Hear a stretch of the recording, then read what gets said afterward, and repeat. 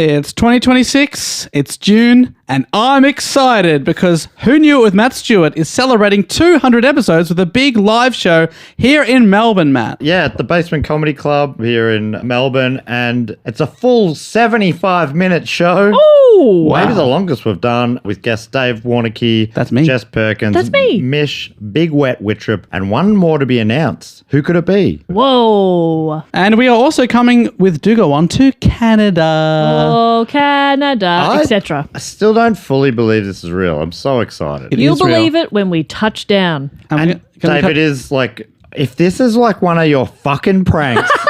No, I'm not going to punk you. I swear we are going to Canada in September 2026. We're going to be hitting up Vancouver, Calgary, Montreal, and Toronto. And if you want tickets to the Who Knew It or the Canada tour, visit our website, dogoonpod.com. And if you sign up at patreon.com/dogoonpod, you can get discount codes for all those shows. I mean, and you know what I mean. He's dribbling the ball with everything on the line. He's driving down the pitch. He's facing price hikes and cuts past him. Carrier Contracts tries to block him. Oh, he leaves him in the dust. He's at the edge of the box. He cuts past the nonstop group chat trash talk. He clears on goal. He shoots. Goal! Unlimited data for $25 a month forever! Visit your local Boost Mobile store today to get unlimited data with a price that never changes. Boost Mobile. After 30 GB, customers may experience lower speeds. Customers will pay $25 a month as long as they remain active on the Boost $25 unlimited plan. You've got social dialed in. Search is doing its thing. So why do your marketing results look the same as 6 months ago? That's because you're fishing in the same pond as everyone else. Podcast listeners are a different audience entirely. More engaged, harder to reach through traditional channels, and ready to act when someone they trust makes a recommendation. We're Acast, and we put them right in front of you. Browse thousands of the world's leading podcasts, book host reads or run your own ads, and track every conversion in real time. Same skills you already have, brand new results. Acast. Acast.com/advertise.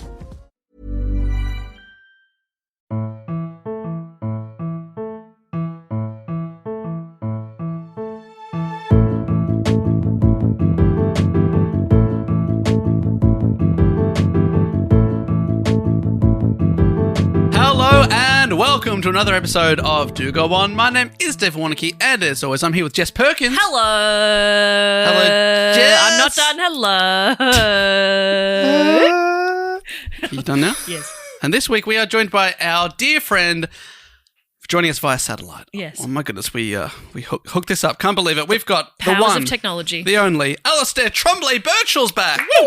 Good day, mates. How are you? God, you left Australia, 2 years ago? I know. And you've gone full Canadian. I know. Well, no, couldn't you hear the Australian influence in what I was Good day, saying? mates. Yeah. You've changed, man. What happened, man? Matez. You've changed. Yeah. No, I've been North Americanized a fair bit. Don't you dare slip into French at any point during this podcast. I mean, I might try to do some bilingual puns.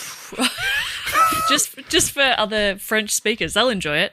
We'll have no idea. Well, actually, Dave's done 1,000 days on I think I'm Duolingo, 1,060 days on Duolingo. so he'll understand. And what language are you learning? The language of love. Oh, fuck yeah. That's I right. heard that they Okay. were expanding the languages they were doing. It's Yeah. 1,060 days of the Kama Sutra on Duolingo. That's cool. So many positions memorized. So many. There's a new one every day. I'm like, is that possible? How could you even? What do you mean? I'm not a gymnast, It's but I have nice. become a gymnast. It's nice to be able to do the Kama Sutra positions off book. You know, It not is have to good, keep yeah. breaking Yeah, just sort of the give us romance give us by a sec. I've just got to go Hang look on. at it. Yep. All right, I've got it. licking gotta on your refresh. finger. Yeah. And then flipping through pages. You know, Yeah. that's not what you Yeah. want. No, you want a flow. Yeah, for sure. You want to? I've got it down to. I've got a set list on the wall now. Yeah, that's good. So you just have to Okay, glance over, but it's Yeah, not I- it's not distracting. I just wrote it on my hand. yeah, back of the hand. yeah, that's Yeah. good. Doggy, wheelbarrow. But sometimes I'm obviously using my hand, so I also write on the back of my foot. I Oh, want yeah, this that's conversation to stop. Yeah. Something about Dave saying, obviously I'm using my hands, just made me feel gross, and I don't know why, and I just want it to stop. I'm using Yeah, my yeah. hands for apologies. I'm so sorry. Begging for forgiveness. So sorry about this. Sorry, I forgot what we were doing. Well, I want to say before we crack on, because I was obviously just having a go at Al for going full Canadian, and we're very excited that we're going to be able to catch up with Al when we go full Canadian. That's right. I'm going to be saying good day, mates, to Canadian people. That's right. Jess was saying in September this year, 2026, we're coming over and we're going to see UATB. And whilst we're there, obviously, we'll do some shows, but really it's mainly to catch up with our dear friend. Yeah. Yeah, and all the people here in Canada are looking forward to seeing that iconic anti-North American hate that you've just brought onto this podcast over right here in North America. So thank you. We're looking forward to it. I accept all other North Americans, but not you. So Americans, just Americans. Yeah. And North Polians? I don't know. Santa. I accept Santa. We've got a soft spot for Santa. Yeah. Yeah. You did it wrong. You know, he's got a fair few soft spots himself. You moved to Australia as a teen, and then you've gone back to Canada as a man. And I'm like, pick a side, dude. You know what I mean? Come on, man. You know what I mean? I have a feeling I will be back. You can play with your accent however you like to. You can go full Australian if you need to. And Yeah. I just think, like, who are you, Al? Yeah, it's you don't like a vocal chameleon. Yeah, because I just don't feel like I really know the real you. Yeah, she hates like comedians that do accents or impressions. She hates an I'm like, what are impressionist. you doing? Wait, I was just connecting with you. Oh my god! Who are you? Yeah. Are you or are you Jeff Goldblum? I don't know. What's happening? Ben Russell? Can't get a read on that guy. Yeah, Are you Ben Russell or are you Husey? Are you Husey? Are you Michael Caine? Are you Jabba the Hutt? I don't know. Yeah, Fantastic Jabba. It's kind of like a pussy spy. You know, like a spy comedian. He's got a license to kill, but on the stage. That's right. Yeah. I am excited. Last time Al was in town here, we were getting very silly together, and he said that I bring out the sillies in him, which is the biggest compliment I could ever receive. That's very So exciting. I'm very excited to We started to get yelling the sillies again. spaghetti a lot. Yes, spaghetti. Yeah. There was context at some point. I don't even remember if there was. No, I don't think there was. no. Just before we jump into the report, we should say a very exciting thing that we've just found out off air, Yes. Jess and I, and that is, as well as doing some live podcasts, Do Go On podcasts in Vancouver, Calgary, Montreal, and Toronto. Sorry, we've rebranded Calgary as Calgary. I hope you're okay with that. Oh, I love that. So Calgary. Can't wait to get to Calgary. But a few people have been messaging saying, are you going to do any other shows while you're going to be doing any stand-up while you're in town? And Al, you've just, you and Matt are actually organising to do some stand-up shows that I might jump up on as well in all of those places. Yeah, I am currently organizing venues in each place and getting stand-up rooms so that we can be doing a show either before or after the podcast, the Do Go On podcast, if you're not familiar with it. I do know that one. That's very, very exciting. So watch this space. We'll, of course, be putting out links and that kind of thing if you want to see us do stand-up as well. Yes, I'm almost too excited. I can't keep it in. All right. Just calm down. Spaghetti! Obviously, at the Montreal gig, I will be putting... It'll be close to 1,150 days of Duolingo to the test by then. Yeah. So we'll be doing a few Karma Sutra positions live on stage. Oh, that's amazing. I can't wait to see that. We will not be doing that. No. It's me solo. Yeah. And honestly, there's not that many solo positions, so... But give me 3 or 4 minutes on the stage. That's a enough. Kama Sutra for wanking is a very cool idea. And I think more people should be putting in the time and effort to make wanking a more elevated experience. Exactly. Absolutely. You deserve it. You deserve a little treat. It's just you time. Again, I want to end this conversation. end it. So I'm going to explain how the show Please works do. to get us onto track, because this is getting ridiculous. So how this show works is one of the three of us, Matt's usually here. He's fine, by the way.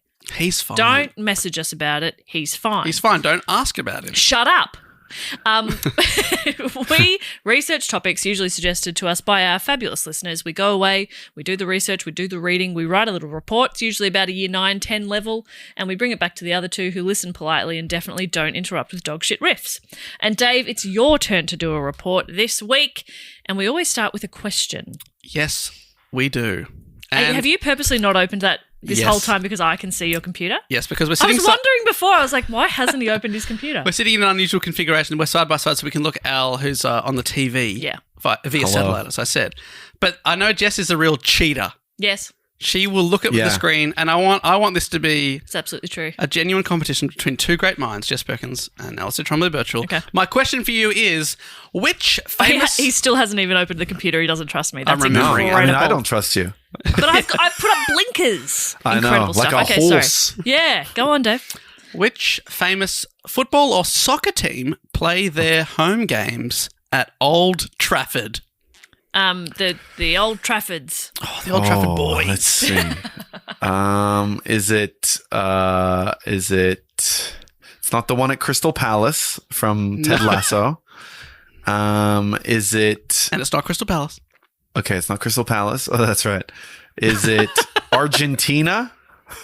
No, they don't play their home games at Old Trafford, which is in the UK, I will say. So it's a British Okay. team. Okay, Yeah. can I get a clue of some kind? I don't know any of the teams. It's like What it's one of about the the biggest ones Hotspurs? in the world. Oh, not Tottenham Hotspurs. okay. No, okay. Manchester United. It is Manchester Oh! United. Well Oh my done. Probably gosh. Surely not, right? They'd probably No. be at Manchester something. Okay, No, great. Old Trafford is in Manchester. Today we are talking about a specific period of the Manchester United Football Club's history because, let's be honest, the whole world, we've caught football or soccer fever at the moment. God. Yeah. Yes. The World Cup's on. Yes. I'm sweating. I've got the shakes. Yeah. I'm bedridden Yeah. with soccer fever. Yeah. Well, of course, you're probably feeling it more than most people, Al, because Canada is one of the host nations. Is any football coming anywhere near you in Montreal? I have not heard Surely it is. any World Cup coming to Montreal. We're live Googling. No official World Cup matches are taking place in Montreal. No official ones. There no could be like a official. sideshow. A sideshow. See? He slipped. Yeah, could be a bloody sideshow. They're doing yeah. Oh yeah, Argentina and Uruguay are having an alley match One of Montreal's famous behind back a alleys. bagel place in Oh. Montreal. Yeah. Whoa.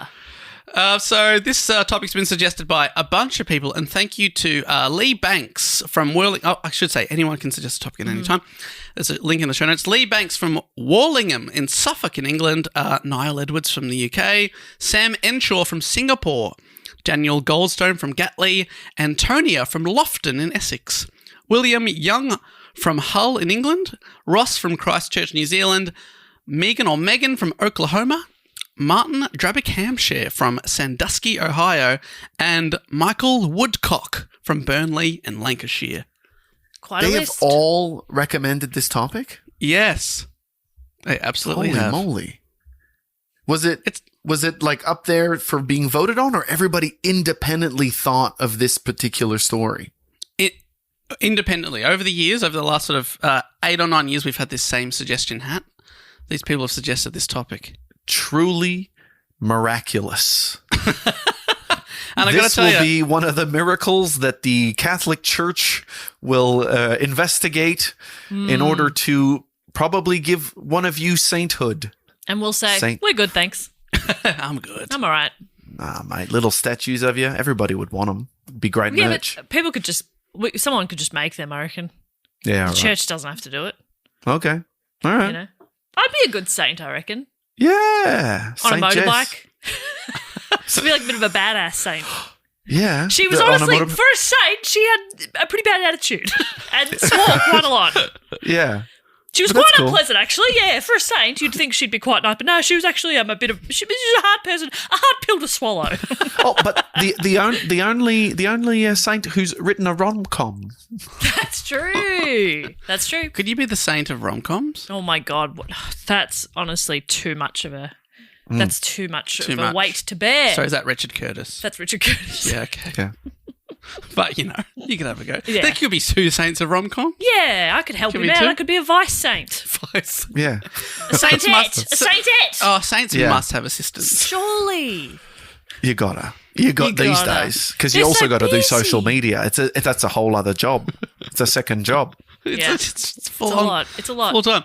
So let me tell you about this story now. Manchester United are one of the most famous and successful sporting clubs on earth. And little disclaimer at the start here: if you're a fan of Manchester United or football in general, you've probably heard of this topic.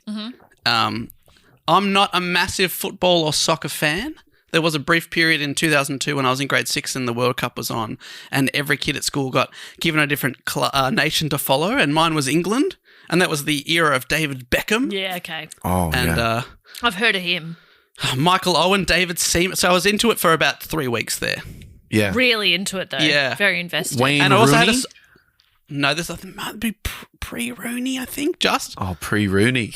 We hadn't gone Wayne or Rooney just yet, but that's fun.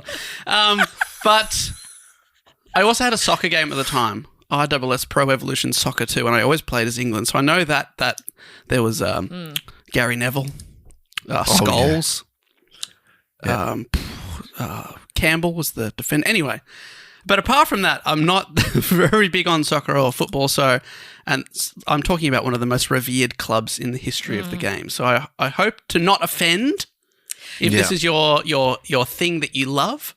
Yeah, I would say these kind of topics are a good reminder that this podcast is to fill in the gaps for people who don't know about these topics. Does that make sense? Like sometimes if there's something you're an expert on, this probably isn't the podcast for you. We're not giving you any new information. But for people who are like me who have no information about this, I know who David Beckham is. End of list. I don't know any other football. It's not my sport. So for me, I go, yeah, cool. Tell me a little bit about it. That's just a good reminder because sometimes there are topics so many people have suggested we do the Troubles and it's that's a very big topic. And if you have grown up in Northern Ireland, the Republic of Ireland, Ireland in general, you know a lot about it and know all the nuance around it, whereas we'd be telling the story to Australians and Americans essentially. Going, so anyway, that's what that is. So, You know what I mean? basically, what Dave is saying is that if you're a soccer person or a football person, and Dave accidentally takes a wrong step, don't fall to the ground and grab your leg, pretending like you're hurt. Yeah, You know, just Dave's doing his carry best. on. Exactly. Yeah. Yes, That's right. Okay, give me the benefit of the doubt. No yellow or red cards on this topic, please. Yeah. I hope at some point we'll understand what that means. You know what they Well, should we'll find do? out. In soccer, they should introduce a green card, right? So yellow card, that's half of a red card. Red card, that you're off the field straight away. Green card, if the ref gives you a green card, you get to work in the United States. All right. That's not bad. Yeah. That's not bad. It should be there should be, because it's only punishment, the card system. That's right. What if someone It's does all- something really good?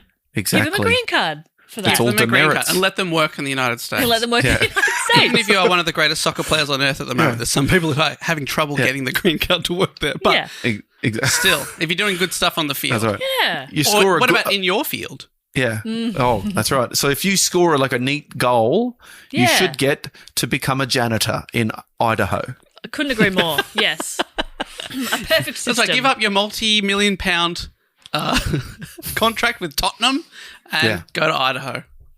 Exactly. That's beautiful. Perfect You system. can. All right. We've fixed it. We've fixed it already.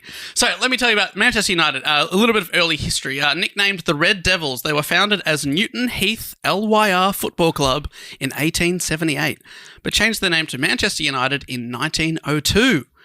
United had been league champions in 1908 and 1911, as well as winning the FA Cup, which I'll talk a bit more about later on, in 1909. But after that, the interwar years were less successful.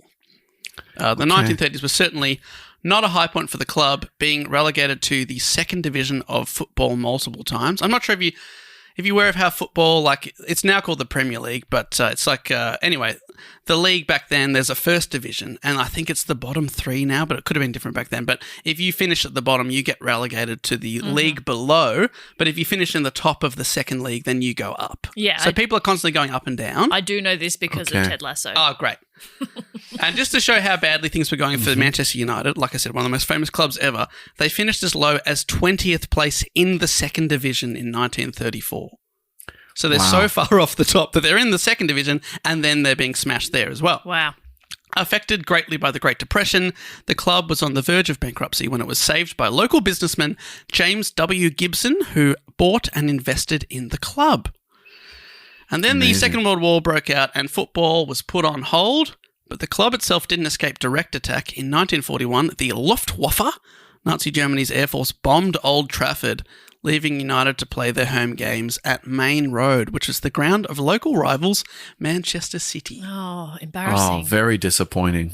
Yeah. Can we come over and play our games here, please? Oh, I've kicked my ball over the fence of the stadium. Can I come in? The Nazis have bombed our ground. So wait, so these guys, Man U did bad during wartime, but they were like one of the only teams that did bad, or were all teams doing bad? Was it just like that soccer players don't do well when there's war around? Well, I mean, they actually shut down the league for the wars because so many of the young men went off to fight. Sure. Oh, yeah. But leading up between World War I and World War II, because there's the Great Depression, the club's running out of money.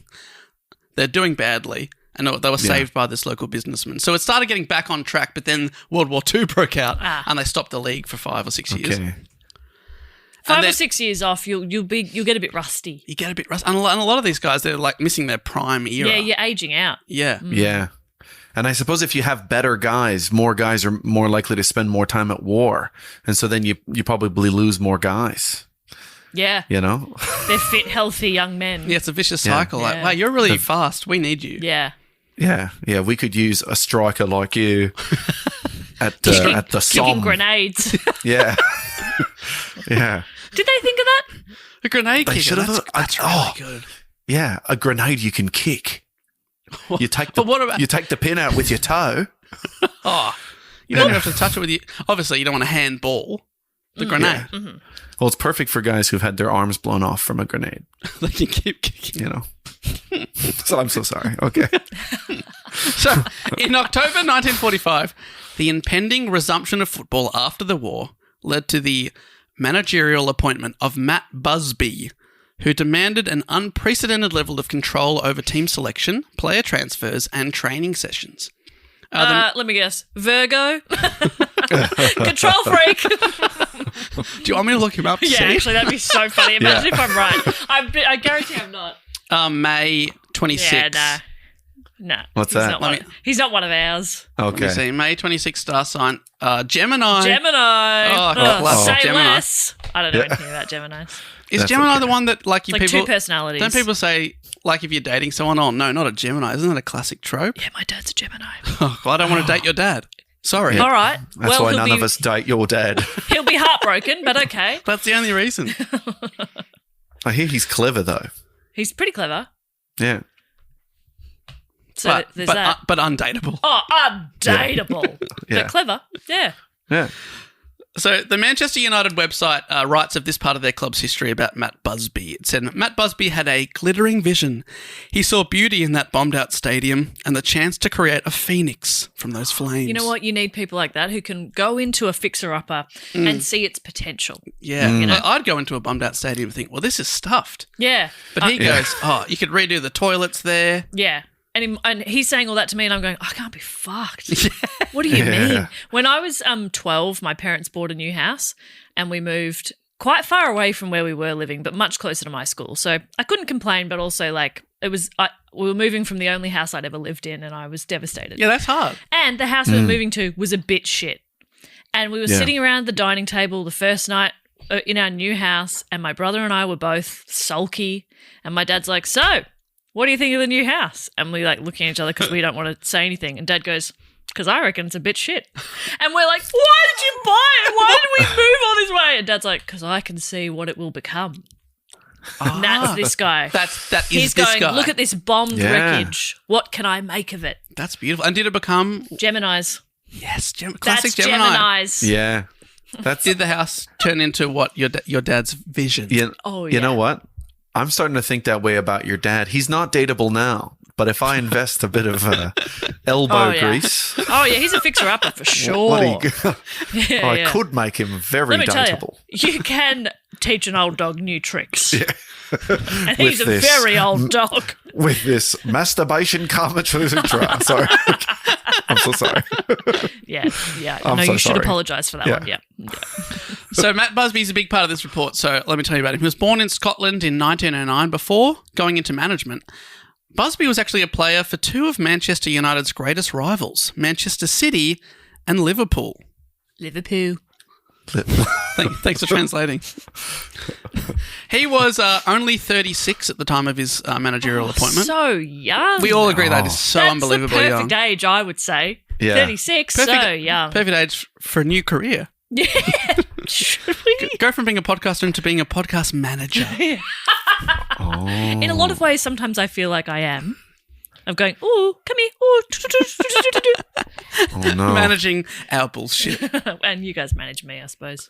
So his own wiki page writes, Busby's appointment was notable for his insistence that he had the authority to appoint his own staff and overall control of all matters related to the playing of the game. Responsibilities usually held by club directors or chairmen. So he's like, I'm a one-stop shop. I'll do it all. I'll do it. Rather than like coaching who you give me, I want to pick who I get. And I want to do training. I want to pick who goes into the academy, the local kids who are going to be the next crop. I want to be in control of everything. Wow. And they went, you got it. He might be unorthodox, but he gets results. Well. And, Has he already got results? well, he's about to get some. Okay. Oh, that would be great. He led the team to second place league finishes, which is much improvement. From 20th? Yeah, that's pretty good. In 1947, 48, and 49. Nice. Second's pretty good.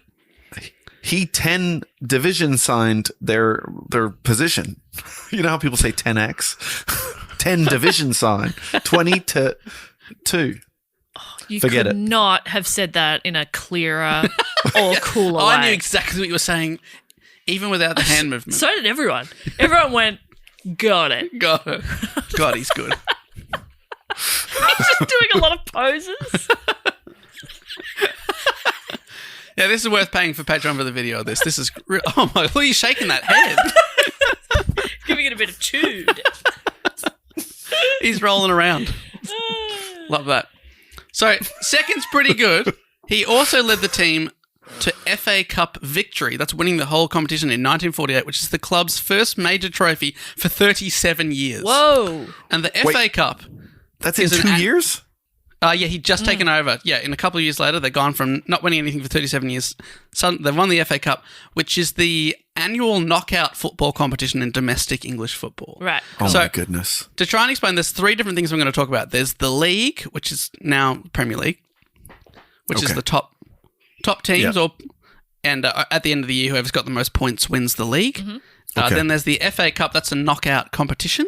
But also, and I'm also going to talk about the European Cup, but that's a little bit later. Okay. And that's against other countries. Yeah. That's against all of Europe. And is it still those local teams, or are they forming an England team for those? No, everyone still plays for their club. So, like Manchester United these days, they'll play Real Madrid or Paris Saint-Germain. Yeah. Ah, Germain. From Flight of the Conchords. Yeah. I wondered when he would appear in this story. He's got such a good career. Oh, he's had such a great career. He's in the soccer world. Oh, man. He's doing it all. Music, soccer, acting. So, Manchester United was second in the league again in 1951. However, the next year, in 1952, after a 41-year wait, league title success finally came, with United being second-placed Arsenal 6-1 on the final day of the season to finish 4 points ahead of both Arsenal and Tottenham Hotspur. So they'd won the league. Huge. Oh, my goodness. It's the Huge. big time. But the team were getting older. And Busby wanted younger talent. How young He's are always we looking talking? ahead. How young are we How talking? young are we talking here? Yeah. It's starting to sound inappropriate. We need toddlers. Get them on the field. Get him out there. Get them out of the mines and onto the field. That'll draw a crowd. They're so cute. Yeah. Look how big their heads are. You know what? If there was like a toddler, no, I'm now realizing it's like child labour. You know what I'm saying? If Yeah, there's like a but also toddler kids- league or a kid league of footy, I'd be going for that. Yeah. But then that's adults are creepy. Never mind. Take it back. I also Yeah, have a 5-year-old trying to get him to play soccer, and he's mostly looking at his fingers and then pretending to be a motorbike and then running around the field. So, I think to go even younger than that, it's hard to get them to focus on the rules of the game or care. I have a 34-year-old husband, and that's how he plays soccer. Yeah. From the times I go as well to He's watch. constantly revving his engine. When he's running around. I'm like, good job. Good job, babe. He's having fun. I say to the other wives, he's having fun. He's having fun out there. He's having a bit of fun. No, I definitely don't come every week. No. I'm thinking about buying him a real motorbike. So you ask how young. So again, from the United website, love this dramatic and also slightly weird language to describe this part of the history. Okay. It said, Busby wanted to shape the future. He dreamed of younger, fresher legs, players to mould in his image. He knew youth held the key, not only to United's success, but the future of the game. Okay. Moulding in his image and fresher, younger I want legs. some fresh young legs. Young legs, yeah. Look, it's fine. That's just how people talk about other people's bodies when they're sports people. They're an asset to the club, right? Yes, We don't see we don't see torsos when we're in No. sports. We just see see legs. legs and heads for heading. We definitely don't see arms. Unless you're a goalkeeper, we'll make a small. Yeah, we'll look at your arms if you're a goalkeeper. Yeah. We'll have a look. But put the gloves on. Keep the gloves on. Yeah, I want you to wear sleeves though. Yeah, I don't want to see any forearms. They wear sleeves. You got to protect those forearms. Right. Yeah. Yep, that makes sense to me. So Busby had enacted a successful youth program where local talent had been fostered, and it was time to bring some of them into the senior squad. Okay. These were some of the new players. 22-year-old Roger Byrne. Okay. So an adult. All right. Yeah, He's they're an not adult. that young. That's fine. But he's honestly the oldest one I'm going to talk about for a little while. Oh shit! He had excelled in the later stages of the 51-52 season on the wing, and he soon became a regular at fullback. No questions on what that means. 18-year-old Jackie Blanchflower Whoa. Okay. was joined. Great name. Joined more How regularly. old? 18. Oh, come on now. Jackie No, that's all right. Blanchflower. Yeah, it's a really good name. What nickname would we, like Australians would, he'd have a nickname that's some kind of flower. Like he'd be called Tulip or something. Oh, yeah. Yeah. Kangaroo paw. Yeah, probably that. That's too Probably long. that. It's too long. Pansy, Petal. petal. Just call him yeah. Petal. Yeah, Poppy. Daisy. Oh, Stamen. Daisy's good. What did you say? Stamen? That's the I think Stamen. the stamen. You know the Stamen. part that sticks out in the middle of the flower that I think has the either the female or the male kind of sperm or Yeah, whatever. you're thinking too much about We it. call I him think. Stamen. Well, because his name's Blanchflower. Anyway, sorry, Jackie Blanchflower. Blanchflower. He was joined more regularly by centre half Mark Jones. Okay, now there's a boring name. Yeah, Mark, Yeah. that's a classic English name. He'd made a few appearances for 1952's title winners. Next came Eddie Coleman, described on the Man United website as, quote, a boy in a man's body. Okay. Okay. Right. Like, he couldn't speak, Yeah. but my God. But fully grown body. Yeah, this Chest hair and everything. this baby's got muscles. Yeah. He's got abs. Now, also added to the squad was Duncan Edwards, a freak of the game who at only 17 was the youngest player to play in the Football League First Division at the time. Many of his contemporaries have described him as one of the best, if not the best player they ever played with. Wow. And he was only 17. Okay. Just like Freak of the game. freak of the game. I've been called that. Which game? Monopoly. Yeah, Yeah. because you flip the board. It's like so early. So early in the game. Some people play for hours before they flip the board. Not me. Yeah, you land on free parking and you've had enough. I'm like, fuck it. Fuck it. Yeah, That's it's too enough. big of an advantage for me. I don't want to buy property. I want ice cream. Let's go. Renting is actually more profitable overall. If I invest at the same time. Outside talent was also recruited. In March 1953, centre forward Tommy Taylor from Barnsley was brought into the squad. Taylor. He was to form a formidable partnership with Dennis Violet, especially in, they might say violet, but it's got the double L, which that's French, violet. Is that correct? Oh, yeah, it means purple. That's purple. So I'm going to call him Dennis Violet. I apologise if he's called a violet, but double L. Especially in the 55-56 year they had this crazy partnership when at least one of them scored in 21 of the 27 games they played together. Wow. Okay. Which, if you know soccer, they almost never get goals. It's a low-scoring game. It's the yeah. You said it all. Hey, what you said was also well said. Thank you so much. No, I'm contributing. Yeah. I'm trying to not have too good of a run today.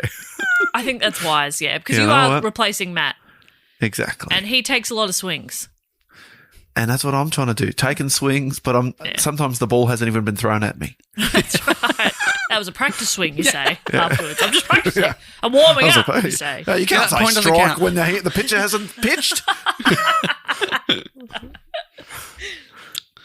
So the team, he's put together this new team, new young players, but they're also talented. They ran away with the league championship for the 55-56 season, and only 2 players remained that had also won in 1952. So it's almost over 3 years, almost a completely new squad. Yeah, right. But they're still winning. Yeah, cool. Wow. And astonishingly, the average age of the team was just 22. That is young. That is young, but Like, your full frontal of- lobe isn't fully formed, you know? yeah. But turns out it doesn't need to be for soccer. No, you know? especially if you're using that frontal lobe to, like, head the ball. Yeah. Yeah, it's That's probably gonna- best if that's it's still gonna delay it a squishy, bit, you know? yeah. Yeah. You don't want to have it too developed because then you'll just destroy all that development with headers. Exactly, yeah. You know, Yeah. leave it mush, Yeah. mush, and then there's less to lose. That's right. Leave it mush. That's science. Yeah.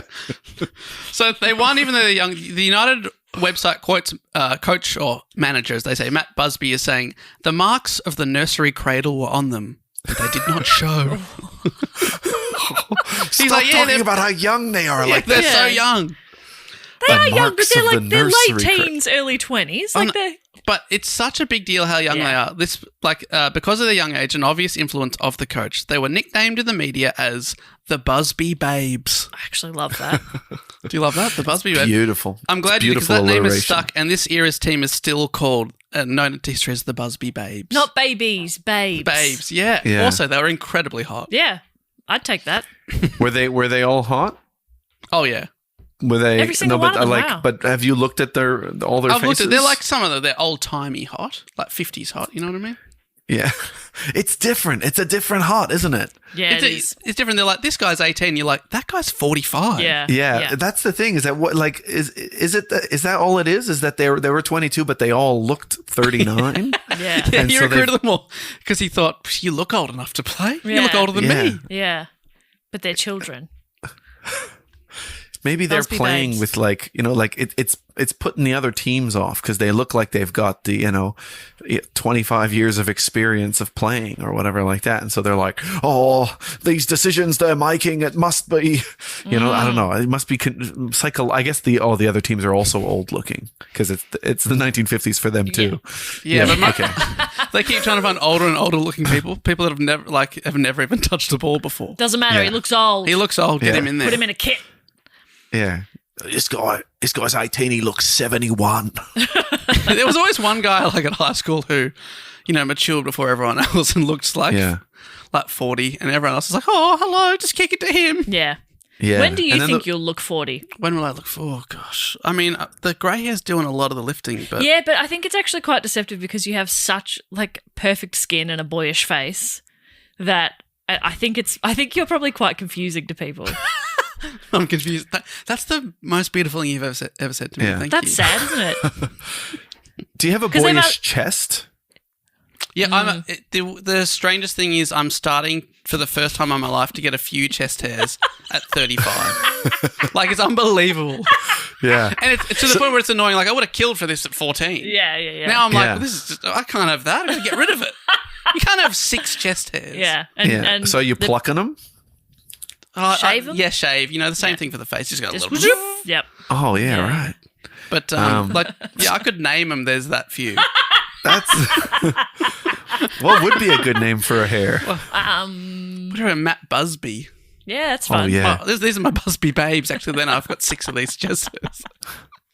So wait, I thought we were talking about a guy called Gibson, but it's Busby. Busby, I don't know. Wait. Oh no, Where did you get Gibson was the guy who saved this, gave money, right? And then Busby he's one of the owner in the 30s, yeah. But Matt Busby's the main guy. And it's spelt Busby, but everyone, I watched a couple of documentaries, they're all calling him Busby, so I'm hoping I'm saying that right. Yeah, cool. It's Busby Busby. Sweet. Yeah. So they won the league championship and then they backed it up and won it again the following year, debuting another new player. And in this report, there are 2 names that are famous enough from this era that even I know them. And that included this guy, Bobby Charlton. You heard that name before? From the dance. Yeah. The Charlton. The Bobby Charlton. It was him versus the Charleston, and unfortunately, the Charleston slightly won it. But honestly, it's the second best dance of that era. Yeah. Yeah, it was sort of like Blu-ray against HD DVD or whatever like that. One has to win, and Charleston won, but the Charlton was pretty good. Oh, it was pretty good. It was a still pretty high good definition. dance. Yeah. So Bobby Charlton, just 18 on debut, he scored twice in his first match. Wow. And was promptly dropped. Such was the quality of the players at Busby's disposal. Imagine that. You scored 2 goals, first ever match, and then we won't need you next week, mate. Wow. Because everyone else here scores goals as well. So good. Yeah. Wow. What are they looking for? What are you guys looking for in a player? Is 2 not enough? Yeah. Debut game at 18, 2 goals. Fantastic. Good game, mate. Take a week off. Yeah, in a sport where there's often 1 goal scored. He's like, I did 2. Yeah. That's amazing. But don't worry about him because Charlton would go on to be one of the all-time greats of the sport, winning the Ballon d'Or, basically the award for best soccer player in the world in 1966. A year that nothing else happened except England winning the 1966 Football World Cup on home soil with Bobby Charlton starring. Oh my goodness. So he's a big deal. Charlton, he scored 10 goals that season. Remember his debut season 18. Wow. Tommy Taylor, he netted 22. And absolutely smashing it was the Irish player Liam Whelan, who scored 26 goals in the season. Wow. So they score a lot. Yeah. Yeah, they do. Yeah. Busby Babes getting a few babes. Yeah. Yeah. Yeah, so you would almost think the Busby Babes are like the groupies of that team. You know what I mean? Like the wags of the era were the Busby Babes. Yeah. But they weren't. That was the boyfriends were called the babes at the time. Yeah. And they called the wives the football by their players. names. Very confusing era. Yeah. Yeah. I was sitting up here with the other football players. Are you playing? Oh, no, I'm just one of the football players. I'm just one of the football players. Thank you, though. It's really nice of you. The team also came close to winning the FA Cup, which is, remember, the knockout thing for English teams, but went down 2-1 in the final against Aston Villa.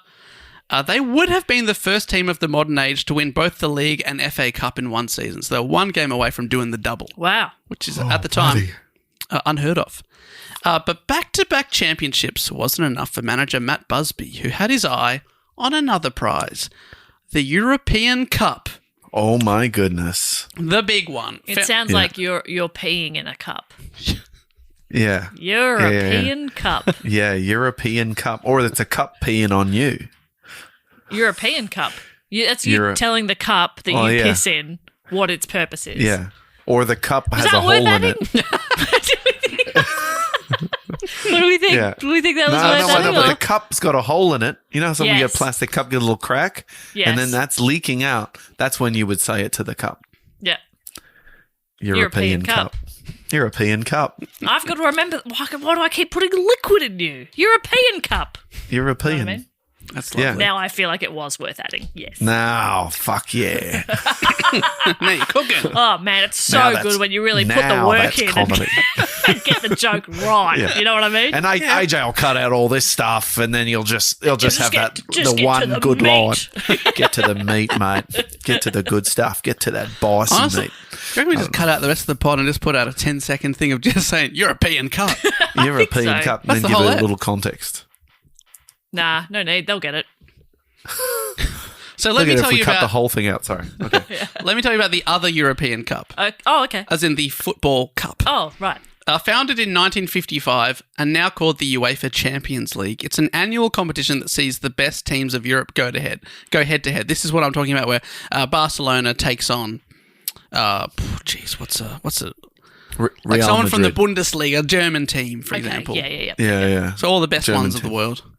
So, Yeah. it's not teams representing a country. It's the teams from within the country playing each other. Yeah, trying to prove that, hey, even though we're in different leagues, who's the best in Europe? Yeah, cool. The Football League Yeah. had not allowed English club Chelsea to enter in 1955 and continued its stance on the European Cup as it being a distraction. Oh. So they're all part of this league managed, the English Football League, and they were like, hey, you play our game, don't play that as well. Oh. However, against the wishes of the FA, who are the managers, Manchester United entered the competition as English champions because they'd won their league, meaning they got an invite, becoming the first English team to play in the European Cup. Oh.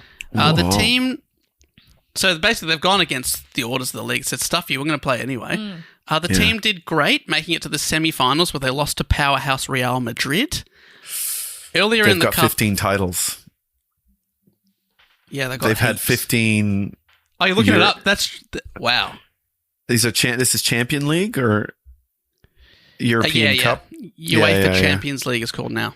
Yeah. And they got So Real Madrid's got 15 titles all time. They got the Champions record. League they're winners. big. Wow. Yeah. Yeah. Yeah, they're the Soccer. big dogs. It's interesting. Wow, more They're- people into it. They're like the Man U of Spain. Is that where Madrid is? Yeah. A lot of them call them Mad U. That's what I call them, Mad U. That's fun. Madrid United. Oh, that's Mad You. Gotcha. Yeah. Gotcha.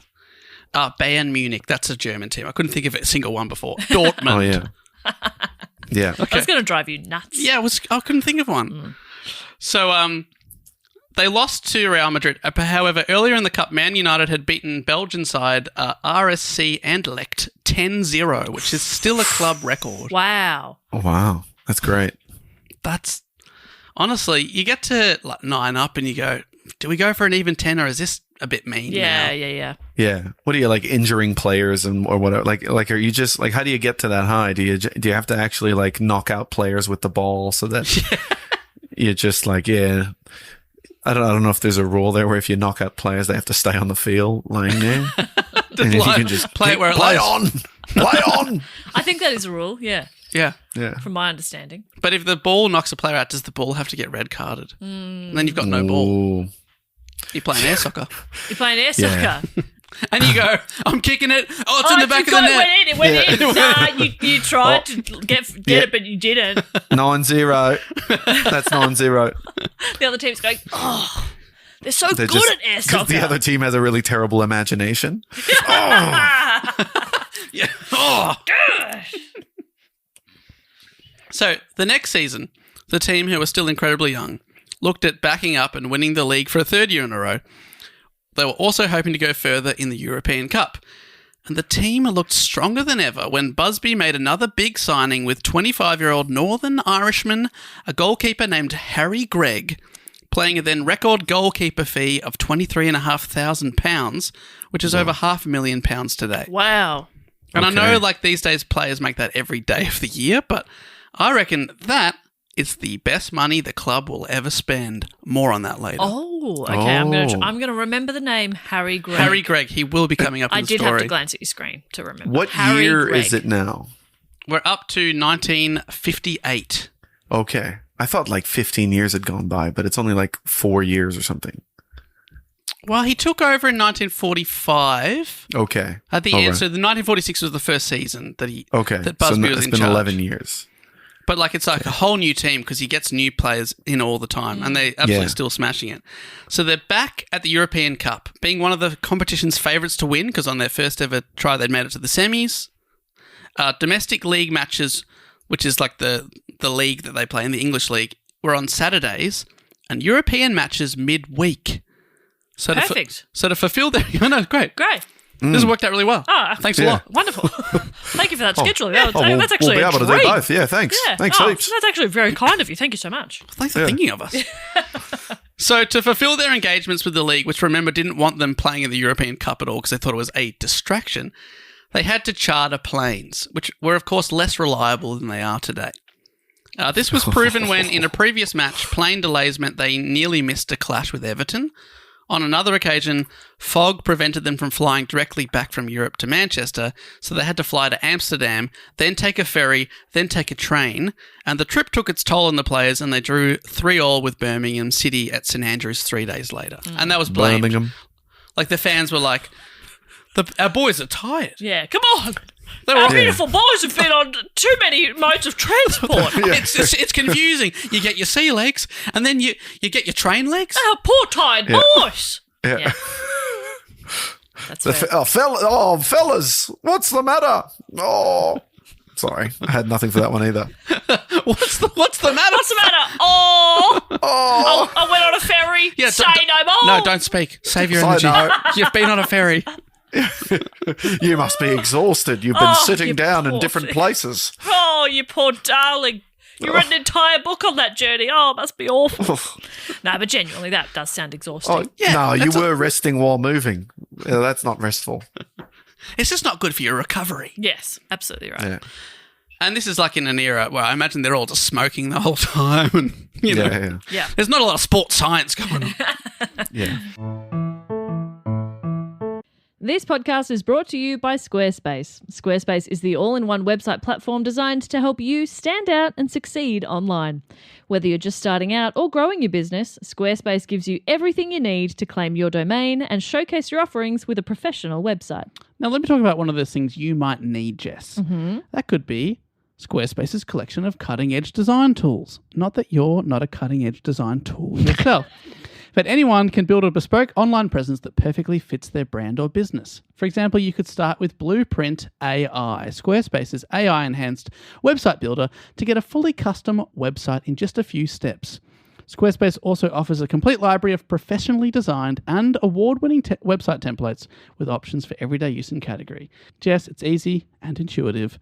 No experience required. Perfect. And these days, it's all about video, and Squarespace makes it really easy to showcase your expertise and engage clients with video content all over your website. Upload and organize your videos, create stunning video libraries, and even monetize your content by adding a paywall, which is perfect for online courses, exclusive tutorials, and premium workshops. Let me ask you, if you were to do an exclusive tutorial and Yes. teach someone something, what would you do? How to annoy Dave Warnocky in 3 easy steps. Oh my God, I need to subscribe. Head to squarespace.com/do-go-on for a free trial and to save 10% off your first purchase of a website or domain. That's squarespace.com/do-go-on. Do you keep hearing podcast ads, like this one, for example, but always wonder how you actually get involved with them for your own brand or organization? Well, it's easier than you think. We're Acast, and we give you the platform to do it all yourself. Browse thousands of popular podcasts, choose the shows that match your perfect audience, set your budget, and launch. And if you want a hand, our podcast specialists are there to help you launch with confidence. This is podcast advertising without barriers. Get started at acast.com/advertise.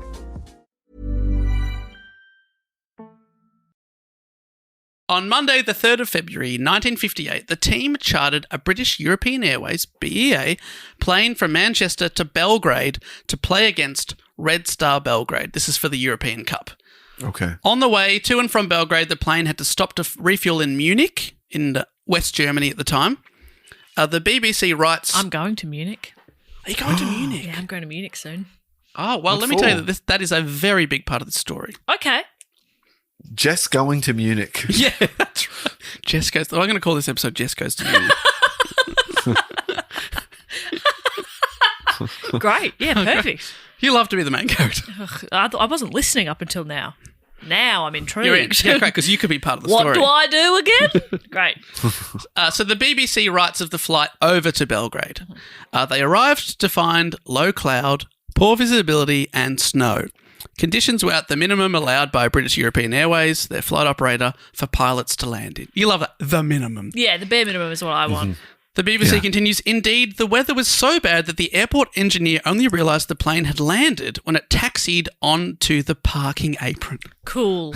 You're like, are we there? Oh, God, we've landed. Like, that's the engineer who's got a big part of the landing. Yes. Yeah. I've never What gone, does he do? oh, we've landed, have we? I'm always aware of landing Yeah. as a passenger. This I guy, assume the engineer would be somebody on the runway. Oh, no, so I believe, I don't know that much about planes, but I think at the time, a lot of planes would have a pilot, a co-pilot, and an engineer operating. Yeah. Yeah, right. And now I believe think that's use true. of modern technology, that usually only a pilot and a co-pilot, but they would be doing a lot of operating flaps of wings and things like that. Putting down, again, I'm not an expert, but maybe putting down wheels and that kind of stuff. And laying in the wing, pushing the flap up and down like that? Yeah. like that using would be the engineer. Yeah, they're left arm up, right arm down. Yeah. So anyway, they should know when they're going to land, and suddenly they're on the ground, and he's like, oh, would you look at that? Wow. Thank goodness we made you it. That believe was it? smooth. So again, apologies to aviation experts. So Manchester United had beaten Red Star Belgrade at a home game at Old Trafford 2-1. Because the way the European Cup worked was, so you wouldn't get an advantage of playing in front of your home crowd, you'd play at in front of your home game and also an away game at their stadium, and then they'd add up the goals, and whoever had more over the two games on aggregate would be the winner. That's a silly system. Yeah, right. Yeah, except for the final when they would fly somewhere, not your home game, and then it would be whoever wins that. Yeah.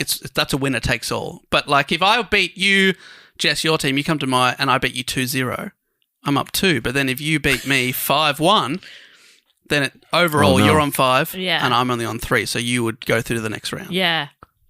Okay. And wait, and the final they have in like a third place that isn't either home ground? As far as I'm aware, I remember looking into one. There's a home game coming up in London, which was no team's home, so I assume so. Or maybe they've just picked that because it's got Wembley's the biggest arena. I don't know. Yeah, right. Yeah. But I do know that the reason they play this team twice is it's so you don't get the home ground advantage. That's so funny. Yeah. So Manchester United had beaten Red Star Belgrade at their home game at Old Trafford 2-1, but on Red Star's home soil in Belgrade, the match was tied 3-3. Bobby Charlton scoring twice. Nice. But the tie was enough to send United into the semi-finals of the European Cup for the second year in a row, because overall they've scored more goals. After the game, a cocktail party for the players was held at the British Embassy. Oh, that's Quite nice. Oh, that is really nice. Oh. Yeah. I mean, they've got a lot of games to play coming up. This could be bad. This could be really bad. But is again, the I think pilot it's at the cocktail party? Yeah. Again, I think it's the era where they're smoking and drinking and having a bloody good time. Yeah. So the next day, Thursday, the 6th of February, 1958, the team flew home. They were currently 4th on the league table and had a home game against the Wolverhampton Wanderers, go Wolves, that Saturday. If they won, however, they'd be back on top of the league. Okay. So it feels like an important game for them. As well as Matt Busby and the players, on board the plane were 10 journalists and 3 photographers that had travelled to cover the game, which just shows how big a deal Manchester United were even back then. 10 journalists have gone to cover the game. Yeah. One of the journalists was Frank Swift, who was a recently retired goalkeeper who had played for Manchester City with Matt Busby. Oh. And then he'd gone into journalism. Yeah, can you believe that? What are the chances? What is this, cronyism? Yeah. Oh, yeah. Great. Oh, Get it's your all who mates you in. know. Yeah. Come on, Fucking mate. hell. Oh, now you're going to write about football just because you're an expert who knows exactly how the game works? Oh, okay. Oh, yeah. Not an expert okay. at writing, mate. Eh? You've just spent 20 years not using your hands, and then you focus only on using your hands. Oh, is he a goalkeeper? He's a goalkeeper. Yeah, can you keep a goal, but can you keep a pen in your hand? Yeah, that's right. Great question. Can you stop some ink, some bad ink from getting on the page? Just imagine him in his gloves going, whoa, whoa. I've got to stop myself from writing swear words. He's writing an article in the goalie gloves. Yeah. Oh, it's really hard. It's really hard to grip. This typewriter's not working.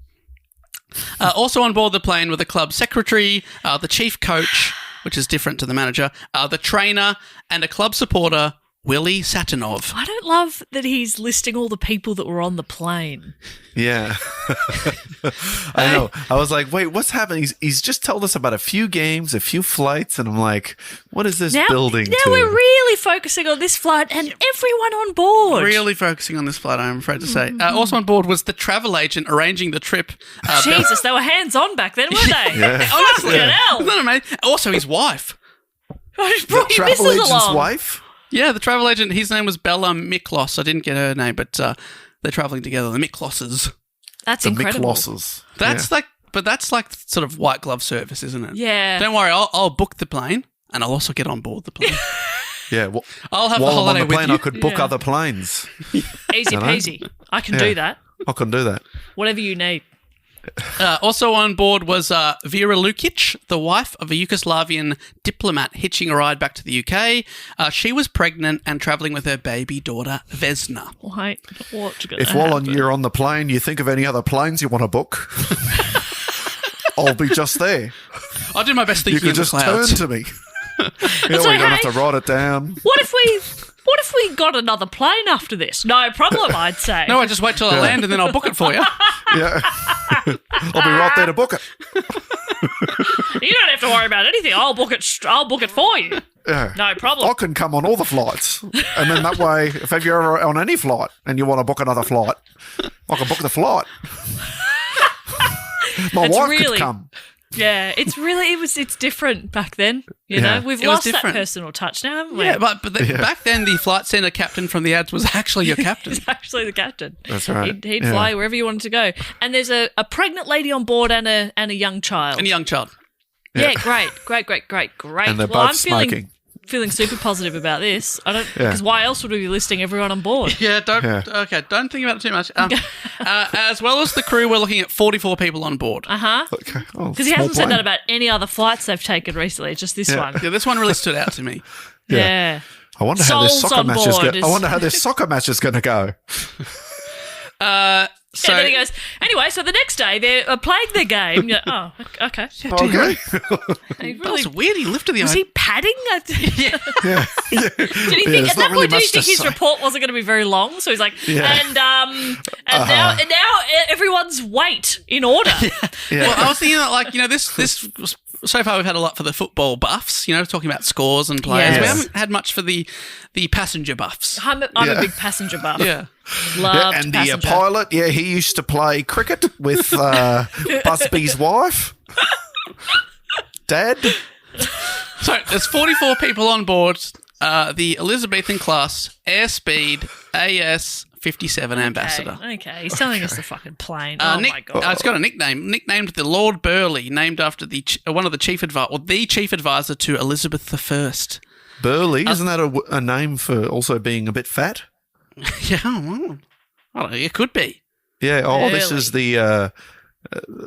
this is a Boeing Fatso. I'm just looking up an image of Lord Burleigh. Oh, it's hard to tell Wait, because is this he's the wearing name of the plane? Is this Yes, the name but of the it's- plane? Yeah, They're but named after a person. named after because it's an Elizabethan class, so they've named it after Elizabeth I, the Queen's advisor. Okay. And he He looks relatively slim. does. His horse is way too small for him. That's a donkey. Right? Look at those ears. That's a donkey. That's too small for him, though. I couldn't agree more. That's the Lord image Burleigh, on the Britannica. richest man with the smallest horse. This is the smallest horse I could buy. The smallest horse money can buy. That feels like something. I can imagine you saying that when we're like 60. I come over for a visit, Yeah. checking in on you, and you go, that's the smallest horse money can buy. And I'm going, that's great, Dave. Look at the size of it. Barbie couldn't even ride that. Have a go. You You can't. can't try and get on. When do you get on? When do you get off? He's pointing to sort of empty space. It's just Yeah. Yeah, It's- the guy at the farm said this is the smallest horse money could buy. Yeah, no, I'm glad you enjoyed your time at the farm. And then I'm checking in with the nurses going, how's he going? 6 atoms across. He seems worse. Has he? Changing the horseshoes was hard. He's just, I've walked off. He's still muttering. So back to the plane. Yeah. which I will point out to the people at home. Jess and Al don't know what the topic is. You've probably seen the title of the episode, which may give it away. So, but they don't know. The plane was 6 years old. At the controls of the aircraft. It had recently had a birthday. What was the plane's favourite colour? Yeah. But it's not that old. No, 6 years is nothing. That seems fine. That's fine. Yeah. I At think the this controls. this was before. But what's that in plane years? I'm not sure, but Great question. this could have been in an age before we knew about fracture mechanics, which is something you learn in engineering about how metal that undergoes, stress from, say, going into flights and then coming down, getting hot, getting cold, all that kind of stuff. They start to produce little cracks. And unless you're constantly looking at those cracks, and anyway, I don't know what's about to happen in the rest of the story, but unless you're keeping track of those cracks, they get to a critical crack length and then they propagate really fast and then say things like planes fall out of the sky. Anyway, I don't know what that's again. I don't know. Al and Andy say some of the dumbest shit on a regular basis, Yeah, right? weekly. Like weekly, and like I hang out with them, and some of the riffs you're just like, you guys are so dumb. With love, you know what I mean? Like I say dumb with love, with love. as another dumb person. But then every now and then they reveal their past selves, where they are actually very educated, very intelligent men. And every time I go, oh yeah. You know what I mean? Yeah, oh, absolutely. Andy drops some science fact. I'm like, the fuck? Yeah, and Al brings out the phrase like critical crackling. Yeah, and I go, oh my God, I forgot this guy's secretly smart. Oh my God, my plumber's crack is at a critical length. Yeah. And that's the thing, that's what listeners feel comfort in with our podcast is that, like, I'm never secretly smart. No. You know what I mean? What you see is what you She'll get. never surprise you. There was one time I knew what a box brownie camera was, and that people applauded. I still think of you as a photography expert because of that fact. Yeah. Because I knew of a box brownie. But she only liked it because she loves brownies. Yeah. And once she tried to eat one. Yeah, and it wasn't A very box brownie. nice. Yeah, she was talking about a dessert. It was. I was just hungry. She was accidentally right. So back to the plane. Yes. Okay. At the controls of the aircraft was 36-year-old, another perfect age, pilot Captain James Thane. I'd say too young to be a pilot. Yeah, too young. I don't want a 36-year-old pilot. Do you reckon that's too young? Yeah. How old do you reckon? What's the minimum? 50. 50, okay. I want a 50-year-old pilot.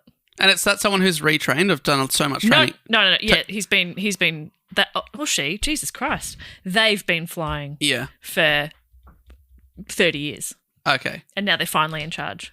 Oh, right. That's what I want. They've been on their learner's sort of permit for Yeah. 30 years. Okay. How about this? He's already at 36, a former flight lieutenant in the Royal Air Force. Okay. The co-pilot was 37-year-old. Is that old enough? No. Captain Kenneth Raymond. Oh, I say, actually, people say Raymond. Captain Kenneth Raymond, who was also a former RAF flight lieutenant and a Second World War flying ace. Okay, I do probably trust these two. Who had shot down 5 German fighters, 1 Italian plane, and a V-1 flying bomber, being awarded the Distinguished Flying Cross. Okay, they're probably pretty good pilots. And technically, I mean, maybe. But he sounds like he's really good at killing people in planes. In or around Germany. remember, they haven't seen the title of the episode. Technically, Raymond was senior to Thane at the airline, but on that day, James Thane was the captain. Okay. That sounds like we take turns being captain of the pod. That's right. It's not my turn today. Technically, I am senior to you, but sometimes you get a go. I'm 2 days older than you. Okay, technically, 2 days! Those 2 days matter. that's integral. There's 2 days of the year when you're older than me, and I love it. I hate it. But but Dave is pulling rank today, and so you got to fall in line, Jess. Yeah, sorry. Sorry, Cap. You're the co-pilot today. Got it. They took off in sunshine in Belgrade and landed in Munich to refuel where the airport was shrouded in low cloud, rain and snow. The descent into Munich required the pilot, Captain James Thane, to use the anti-icing equipment on the wings because it's very cold there. Just on the ground, it's just above zero, so just above freezing. The BBC writes, on the ground, the Manchester party disembarked for refreshments in the terminal building, with some of the players taking the opportunity to snowball the refueling team. Yeah, perfect. Yeah. So they're larrikins. Yeah, They're yeah. young. They have fun. Oh, They're throwing snowballs at the help. yeah, exactly. Yeah. The people that are in freezing conditions refueling your plane. No, that's fun. That's fun. They're babes. They're Yeah. babes. You They're just never a get couple of upset babes. when a babe hits you with a snowball. You go, thank you, babes. Thanks, babe. Thanks, hottie. I reckon it was all received in good Bit fun. of fun. Bit of fun. The BBC continues, after completion of departure details, the party returned to the aircraft with the crew stopping to inspect the wings. As a precaution, de-icing fluid could be sprayed onto the wings or snow brushed clear, but they decided that it was unnecessary under the circumstances. So, de-icing, why don't they just get a blowtorch? Yeah. That's really good. Why not put fire on the wings? It would look cool. They often paint a flame on the side of a plane. That's true. Why not actually put a real flame there? Well, I mean, what's going to de-ice something quickest? Nothing quicker than a blowtorch. Yeah, bunch of How did they candles. think back then? The original blowtorch, a candle. Because you blow on the torch. So it had been snowing, but the temperature, like I said, was slightly above freezing. The two pilots agreed to switch seats. Yep. Co-pilot... Sorry, I don't know why I found that really funny. Oh, do you want to just try being on the left for Do you want to mix it up? Do you want to mix it up? Yeah. Just different view. Mix it up. Just something. I'm getting fucking bored, brother. I'm getting a bit bored over here, brother. Oh, I've looked out this window for ages. Let's Let's swap it up. Sick of all these mountains, man. No, it's like when you're on a road trip and you stop for petrol and snacks and you're like, should we swap drivers? Yeah, that's right. That's what they're doing. You throw big handfuls of sand at the guy filling up your car. Oh my God, it's so funny. He loves it every time. Oh, loves sand it. in my eyes. I'm laughing. Yeah, we're having fun. Thank you for this, he says. Co-pilot Ramon was actually used to sitting on the left because he's actually senior in the company. He's usually the pilot. So they swapped. This was against company policy, but something that apparently was pretty common in the industry. Okay. Because you can control from either side. They're like, no big deal. No Kind big of deal. like being in a learn a driver car where they have a set of pedals over on their side as well. They do have their own pedals. Just in case. Because it was a more conservative time, like these days, pilots probably wife swap. Back then, it was just chair swap. Yeah, you got to work your way up in the swapping game. Yeah. Mm-hmm. You say first that, and then first we swap chairs, and then we put our keys in a bowl. And we take each other's beloveds home. You accidentally keep picking up your own key. Oh, fuck. Fuck. I got to go home to my wife. Yeah. And my Kama Sutra. Sorry. So in light snow, the plane prepared to take off. Everything was going as expected as they took off down the runway, but then suddenly the engine suffered a boost surge, causing the thrust to open too fast. The pilots sensed this fluctuation and abandoned the takeoff, stopping quite suddenly, meaning the plane was slightly side on the runway. They skidded to a halt and they're not facing quite forwards anymore. They radioed to the tower and asked if they could back it up and try again. They attempted another takeoff. The same problem happened, again slightly further down the runway, and the pilots again abandoned the takeoff. Captain Thane jumped on the microphone to his famous passengers. Ladies and gentlemen, this is your captain speaking. Just to let you know, you may have noticed we have not taken off as we usually would. We are, in fact, still on the tarmac, and we've suffered a technical fault. We're going to be looking into that one in a moment now. So if we could just prepare the cabin for disembarking. He basically said, nothing to worry about. We'll look into it. And then the passengers disembarked. Everyone went to the bar. Of course. Yep. To the players, after 2 failed takeoffs, it seemed like they weren't going to make it. So star player Duncan Edwards, who remember a few years ago, he was the 17-year-old freak of the game.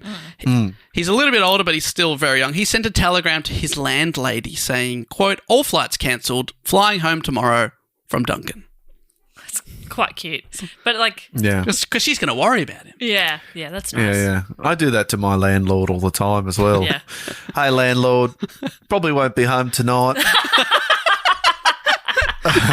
Everything's running late at this gig. Probably home more like 11:30. I know I said 11, probably 11:30. Yeah, no, I said I'd be home for a late dinner, but don't worry about it. Just put it in the fridge. I'll have it tomorrow. Thank you so much. Love Anyway, you, I landlady. hope you're good landlord, guy who owns 17 properties. Yeah. Yeah. Hope you're all right. This is my 5th tenant tonight to let me know they're not coming home. Yeah. What's going on? Oh, everyone's got lives, do they? God, not me. Not at the rate I'm charging. Yeah, I don't have lives. I've just got money.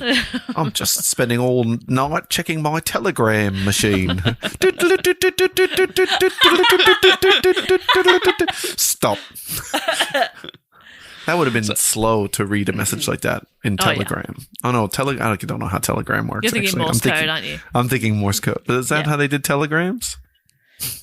Maybe. I don't know. Did you order it, then they sent it away on the other end via Morse code and they printed it out?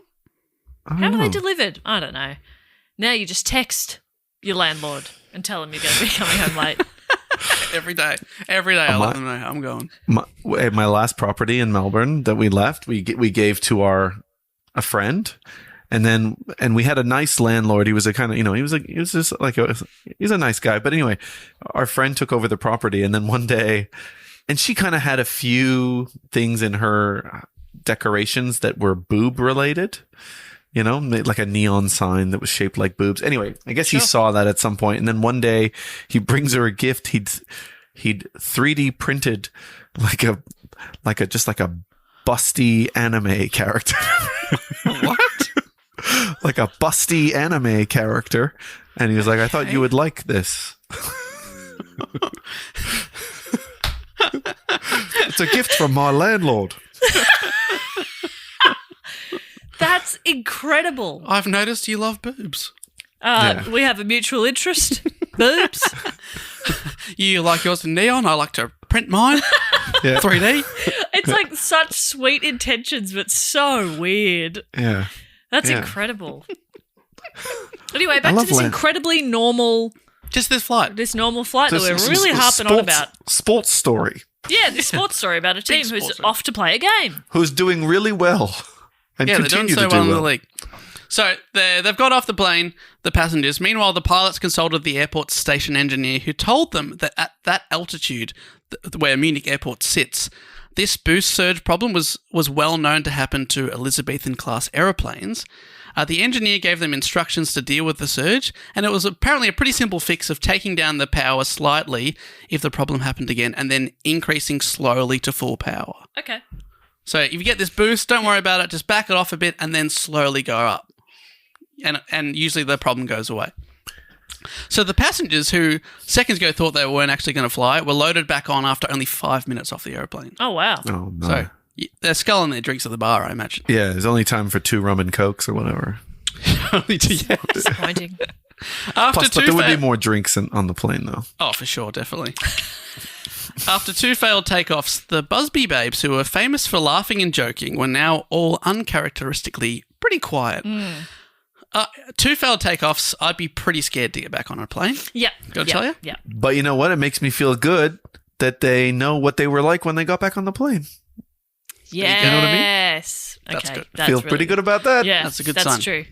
We've actually got a direct quote here. Johnny Berry, one of the players, said, "We're all going to get frickin' killed here." And Billy Whalen replied, "This may be death, but I'm ready." What are you, 26 at this point? And you're like, I'm ready for death. Yeah. I'm ready for death. I think a part of it was, young man's bravado, that they're all trying to be brave on the plane. Yeah, groups of young men are my favourite. I love big groups of them. Yeah? Yeah. No, I think I see a big group and I think to myself, fantastic. This Finally, will an be good. opportunity to feel comfortable. Oh, thank goodness. I was feeling so uncomfortable in the world. Yeah. Now I feel at Lovely, now ease. At ease and safe.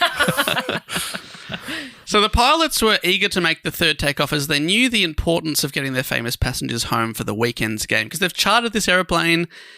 They have been told that this is like their last chance to take off, and if they miss the window, they'll have to spend the night in Munich, and that will have a knock-on effect. So they're pretty keen to take off. So at 3:02 p.m, they radioed the tower, who told them that their window to take off, the clearance would expire in 2 minutes. Great. So they're like, everyone put your seatbelts on. Let's freaking go. A bit of pressure. Bit of pressure. With the new plan of a gradual acceleration, the takeoff would take longer than usual, about 1,200 metres. But that wasn't a real worry because Munich's runway was 1,900 metres long. Okay. You got a bit of wiggle room. Got a bit of wiggle room, but it is longer than usual. Great. A couple hundred metres extra. So they hurtled down the runway again. The engine surge happened, but as instructed, the pilots backed off the throttle and then slowly accelerated, mitigating the issue. Okay. So slowly pushed through it. They hit V1, which is 117 knots or 217 kilometres an hour, the speed at which a takeoff cannot be safely aborted. Okay. The next stage is V2, which is 119 knots or 220 kilometres an hour. So only slightly faster. That's the minimum speed at which the aeroplane can become airborne. Yeah, okay. The co-pilot, Raymond, was waiting to hear the call that they'd hit 119 knots. Because, we're at V1, the captain's looking at the gauge, or at V2, they go through, it's basically like a checklist as you're taking off. Mm-hmm. But all of a sudden, something went wrong and the plane began to lose speed, suddenly dropping to 112 knots or 207 k an hour, then 105 or 194 kilometres an hour, meaning they weren't travelling fast enough to take off, but they were travelling too fast to slow down with the amount of runway they had left. Okay, so it's not a great problem to have, is it? Not a great problem. And co-pilot Raymond shouted, "Christ, we won't make it." As Captain Thane looked up to see what lay ahead, the plane skidded off the end of the runway, crashed into the fence surrounding the airport. It went across a road, and eventually it crashed into a house. Oh, shit. They went Bugger. They really overshot. Goalkeeper Harry Gregg, the Northern Irishman I spoke Yes. about before, he recalled that there was no screaming or shouting. I was hoping he was going to catch the plane before it hit the house. He jumped through the air and stopped the plane. And that's when we found out that Harry Gregg was the Hulk.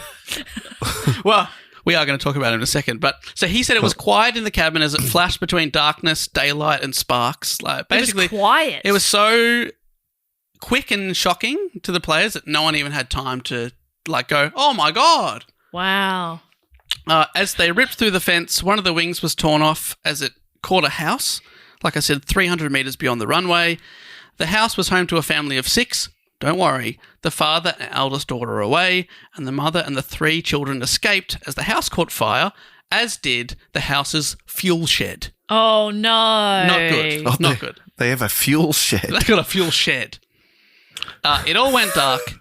Goalkeeper Harry Gregg thought he was dead, but he came to his senses because if you have, I think I'm dead, you're not dead. But, you might be going towards the light type thing. Yeah. He goes, or, if you're thrown around in a plane, you think, I'm going to die. Yeah. And then you stop and you're like, oh, okay, I'm not dead. He felt blood on his face, and he later said he didn't dare put his hand up because he thought the top of his head had been taken off, quote, like a hard-boiled egg. Oh, my God. He's like, I don't want to know what's going on out there, so he didn't want to touch his head. You know what it makes me think of? Have you ever been picked up by a wave and then just smashed against the sand? Oh, and I've done that. And you feel your neck click, like you hear and you're under the water? Is that what you mean? Yeah, when you're underwater and you get thrown, hit in the sand, then you're like, I might be paralyzed. You're like, oh my God, wait, I'll move my fingers. They're fine. I'll move my toes. They're fine. And you're like, I'm good, baby. I'm fine. You know what I got to get out of this water. I think about this too often, and I think I've talked about it on the podcast before, but one of my biggest fears or worries is, let's say we're on a plane, as we often are together, and there's something goes wrong, and for a bit it seems like we might go down. Okay. Right? And you accidentally tell me what you really think of me? I'm more worried that because, when sometimes the fight or flight, sometimes your body, you'll piss yourself or shit yourself or something, right? Yeah. Sure. But then the flight... It's fine. And they go, don't worry, ladies and gentlemen, we've got another 8 hours, but we're gonna make it to London. Then we're getting off the plane at some point later. I'm covered in piss. Or I stink. Yeah. How are we recovering our friendship after that? I think that when that happens... When this happens on a plane, they definitely radio ahead and say, we're going to need some hardcore cleaning on this plane. Yeah, I'm not worried.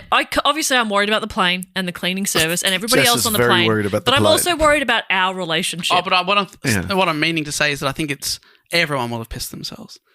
So we're on an equal. And if I haven't, I'll go out in sympathy for you to make you feel less weird about it. Thank you so much. I will sit there and piss my pants whilst making direct eye contact with you. And I'll say, this is for you. I love you. Do you think we'll be able to laugh about it in time? So much. Remember the time we pissed ourselves on a plane? Okay, thank you. I'm glad we discussed that ahead of time because otherwise it would be a real, it would weigh on me. Also, I think into adulthood, when you have kids and stuff like that, there is this thing where it's like shit like that no longer matters. There's like a weird thing about like piss and shit and all that kind of stuff. You're like, just bring it at me, baby. Yeah, all of it true. is like, I'm ready to have all bullshit melt away, and you just have to deal with stuff like that. So I would completely accept you. I would probably think this is a great opportunity for us to be even sillier with each other. Yeah, true. Oh, it would be so funny later. Yes, probably not until, not for a little while, but later. I think I could find it pretty funny in the moment. I threw up all over myself and Aiden as we landed in San Francisco one time. It was fine through the landing, actually. We were taxiing and I threw up everywhere. And that's when I realised that United Airlines didn't have spew bags available. Yeah, so I've thrown up all over both of us. I've thrown up in my own hands. His only jumper that he packed covered in vomit. And I'm sitting there as he's trying to kind of like wipe it up or make me feel better, and I was ready to laugh immediately. There you go. And he said, not yet. He didn't want to laugh. He was like, hang on a sec. Let's get off the plane before we laugh about this. And we were, I think it's actually that was the trip we were going on where we were getting married on that trip. And I said, holding my own spew, do you still want to get married? That's a good test. That's the final so test. good. That's really good. So yeah, I guess same thing. Yeah. If I piss myself, Dave will just love me even more. I think I'd be ready to laugh immediately. But if you weren't, I would hold it in. Yeah. Not the piss. I'll let that go for you. Thank you. Yes. Let that go. Yeah. Okay, thank you. I'm actually really glad we had that conversation because it weighs on me a lot. Yeah. And now back to this horrific plane crash. Yes. Yeah. So we're with Harry Gregg. He's bleeding. He gets out of his chair. Seconds earlier, he thought, I'm going to die. But he's like, all right, I'm alive. I've got to get out of here. He started to crawl uphill. That's the position the plane's in. Wow. He found a hole in the side of what remained of the plane and kicked his way through, thinking he was the only survivor. Oh, my God. That'd be horrific. But then pilot Captain Thane emerged and started yelling, everyone out now. It's going to explode. He told, and he saw Harry Gregg. He said, run, you stupid bastard, because Harry's like still standing there. A bit rude. That is a bit rude, but, adrenaline's Yeah, running and also out. that's, sometimes you got to snap people out of it. That's right. He's in shock. Yeah. He's like, run. And Harry's an athlete. Yeah, that's right. So it's like, give him a clear direction. He'll go. Any opportunity you can to yell at hot babes, you know what I mean? You never get a chance. And so this is, run, you dumb shit. Like you never get to do it because he's got such a high status normally. So like, no, that's true. Here's your chance. Yeah. Here's my chance. He thought. Captain Thane, also a reason for his panic is obviously, it's like you said, so much adrenaline, so much panic, but he knew that the recently fueled aircraft held 2,300 litres just in the starboard wing, which now had a fire underneath it. Okay, yep. He's like, we got to go. Co-pilot Raymond was trapped in his seat by the crumpled fuselage, and he told Thane to go without him. Thane clambered out of the galley window, grabbing 2 tiny fire extinguishers on his way to do what he could, stopping to tell Raymond he'd come back with it for him when the fire was dealt with. And I should say he did end up going back with an axe to free his friend. Wow. So there's some pilot heroics going on. I'd go back into a plane for you, Dave. Would you do that? Yeah, if I had an axe. Yeah, and if she wasn't covered in piss. Yeah, if I was covered in piss, I'd be too embarrassed. So you got to sort yourself out first. I'd be under the plane trying to find my bag. Yeah. Wet wipes. Yeah. She's got I wet just wipes. need a change of pants. Just 1 second. A skirt would be fine, whatever. Just something. Fresh undies if I can find them. Yeah, that'd be nice. Just to feel fresh. I just want to save my friend. I'm looking through my bag for my spare undies and a skirt and my axe. Honestly, I'd probably like to brush my teeth as well, if that's possible. While I'm here, I have found my toiletry bag, so I will probably brush my teeth. Yeah. So at this point, And maybe a 15-minute nap, just because I'm feeling a bit... I'm actually, like, the adrenaline of all that's actually really drained me, and it's quite triggering for my migraines, actually, so I might have to just go do something for my nervous system, calm down a little. have a little sleep. Yeah, I'll have a little nap, have a kip. At this point, 2 of the flight attendants on board also ran out. Despite the pleas from the captain to run Harry Gregg, the Irish goalkeeper, the one that I said that's the best money they've ever spent on anyone, he didn't because he heard a baby crying. So he shouted at the others to come back. He's like, no, we've got to come back. There's people alive in there. As he went solo back into the flaming wreck and rescued the infant Vesna as well as her pregnant mother. Oh, my God. So they're safe. Wow. They're safe. That's good. He also found his boss, Matt Busby, who was outside the plane and had a cut behind his ear. He thought, okay, not so bad. Then he noticed that Busby's leg was facing the wrong way. Oh. Done a full 180. Shit, that's not good. Oh, no. His coaching career is over. He'll never do the Bobby Charlton ever again. Oh, no. He'll never do the Charlton.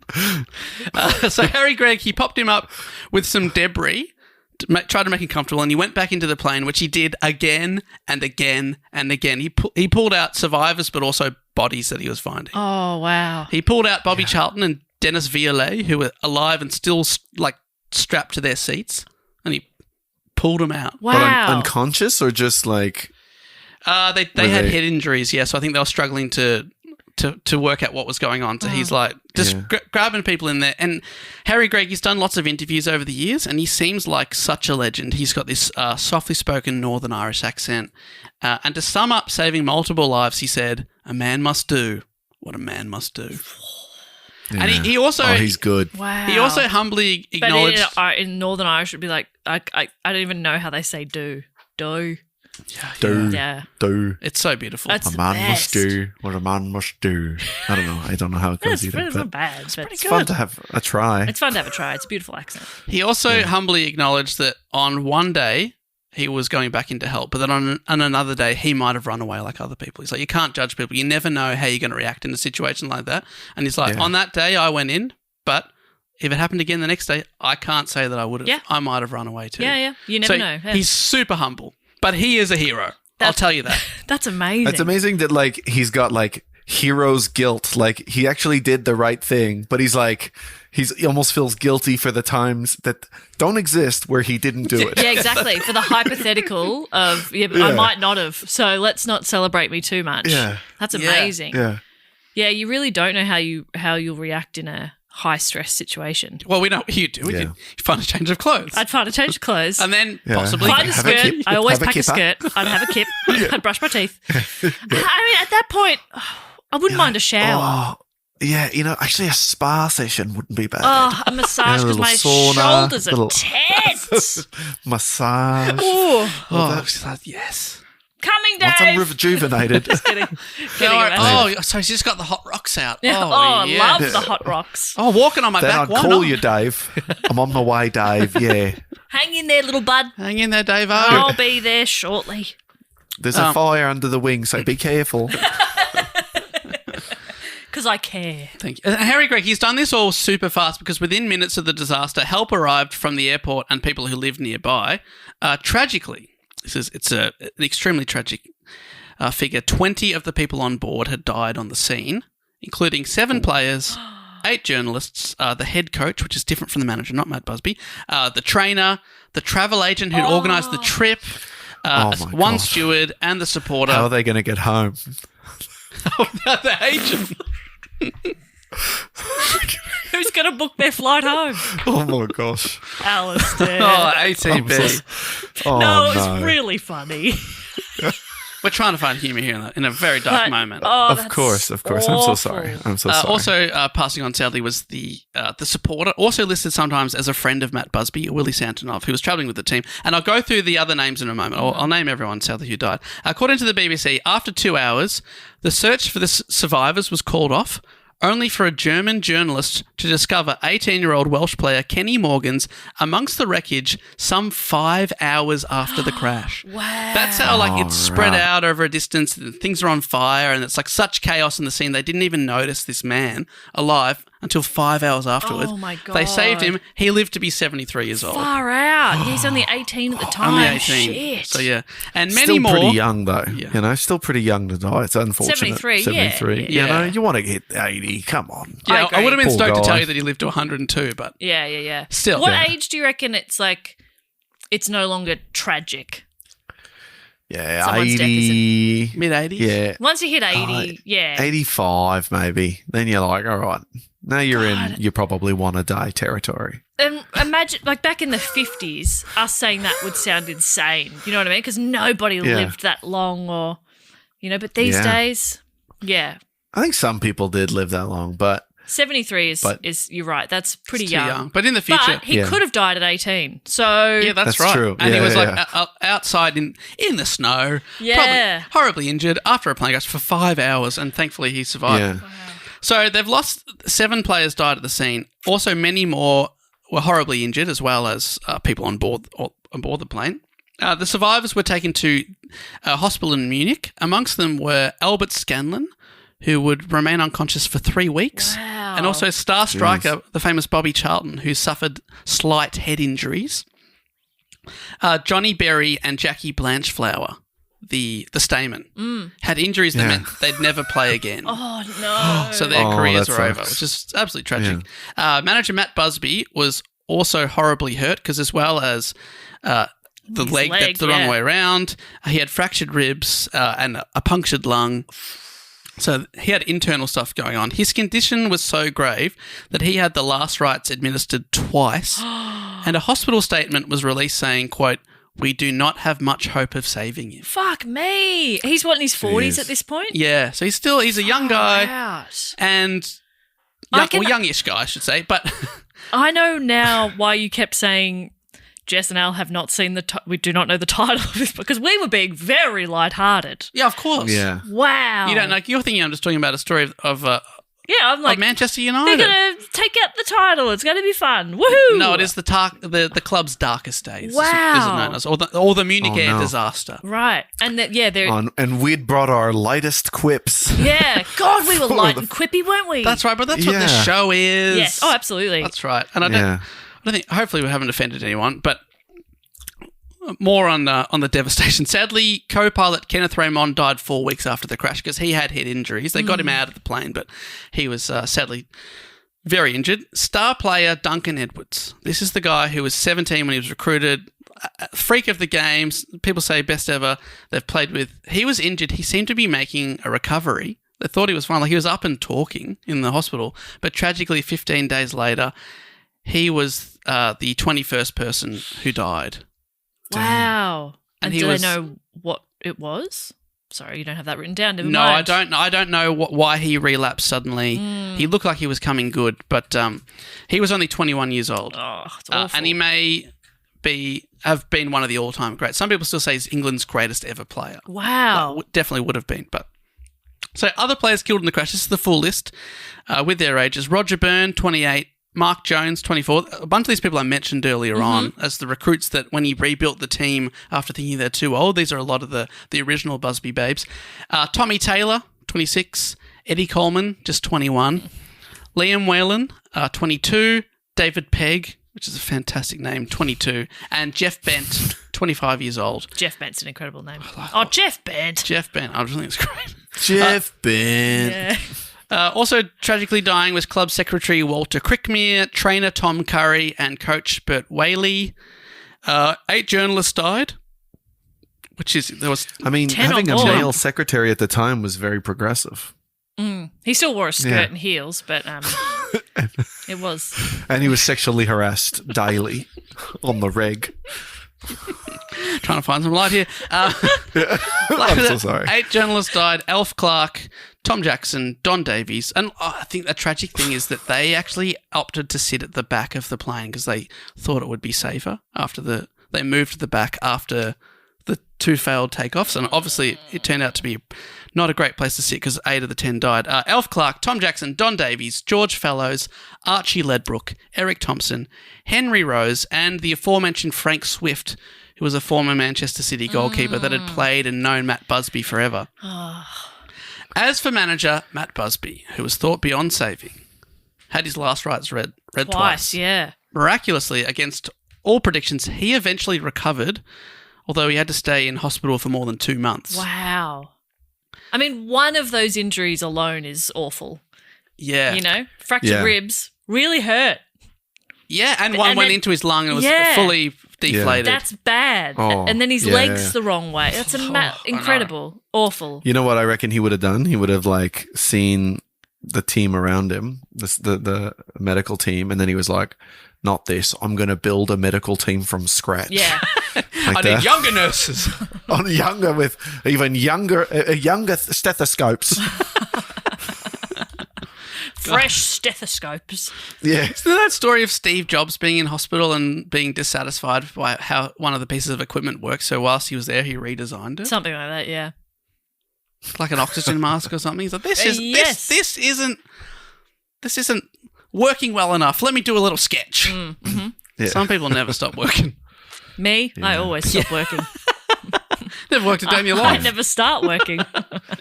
Right. That's my Right. that's my work ethic. None. None. Yeah.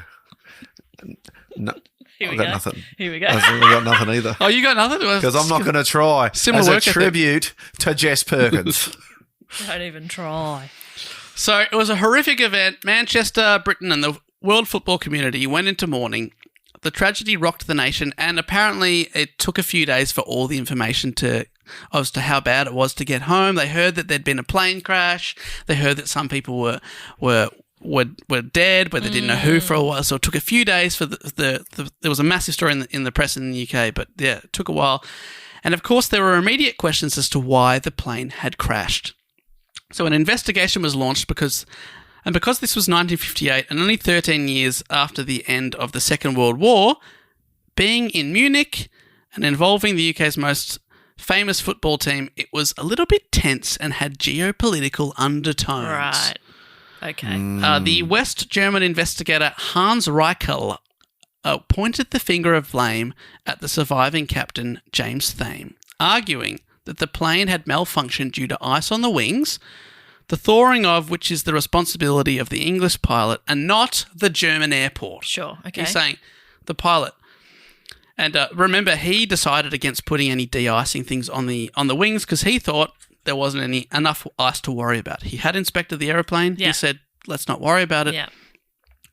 The German Court of Inquiry made it official in March 1959, meaning the media were free to report that the deaths of 23 people rested squarely on Thane's shoulders as the individual with the responsibility to make sure the plane was safe to take off. So they went and said, captain's fault. Shit. And we can officially say that in the media. Wow. Their evidence included a photo of the plane that purported to show ice on the wings, just a passerby had taken a photo of the plane from the terminal. I reckon photos in the 50s would have been really clear too. Really and, clear. And ice, very easy to photograph. Easy to, of course. Yeah. So no, that checks out to me. Thane was also criticised in the inquiry for swapping seats with his co-pilot, which is against company policy. And they said, in this situation, in an emergency, it would have been harder to tell who was in charge, you or your senior co-pilot. So I reckon that added to confusion. Modern aviation crash investigators have said that whilst that was against company policy, that probably had no bearing on. Yeah. It wouldn't have changed anything. Yeah. But Captain Thane was stripped of his job. And his livelihood, but he continued to protest his innocence, saying that he had checked the wings for ice and that his personal theory was that snow or slush on the runway was the cause of the plane's sudden slowdown. And that would have been the responsibility of the airport and the Germans would be to blame. So he wasn't going down without a fight and dedicated years of his life to fight to clear his name. More on that later. Meanwhile, Manchester United was in mourning, and some speculated that with 8 of their players dead and many more injured, that the club may not survive at all. It was decided, however, that the club would go on, and with Busby's assistant Jimmy Murphy standing in as manager, he was the manager of Wales at the time, and he was away at a Welsh game, so that's why he wasn't on the plane. Right. Okay. So otherwise, he would have been there too. So he's the second in command as a manager, so he stepped up, and they somehow put a team together to play the rescheduled 5th round FA Cup tie with Sheffield Wednesday just 13 days after the crash. Phew. Tough on the rest of the team. Yeah, they drew a match.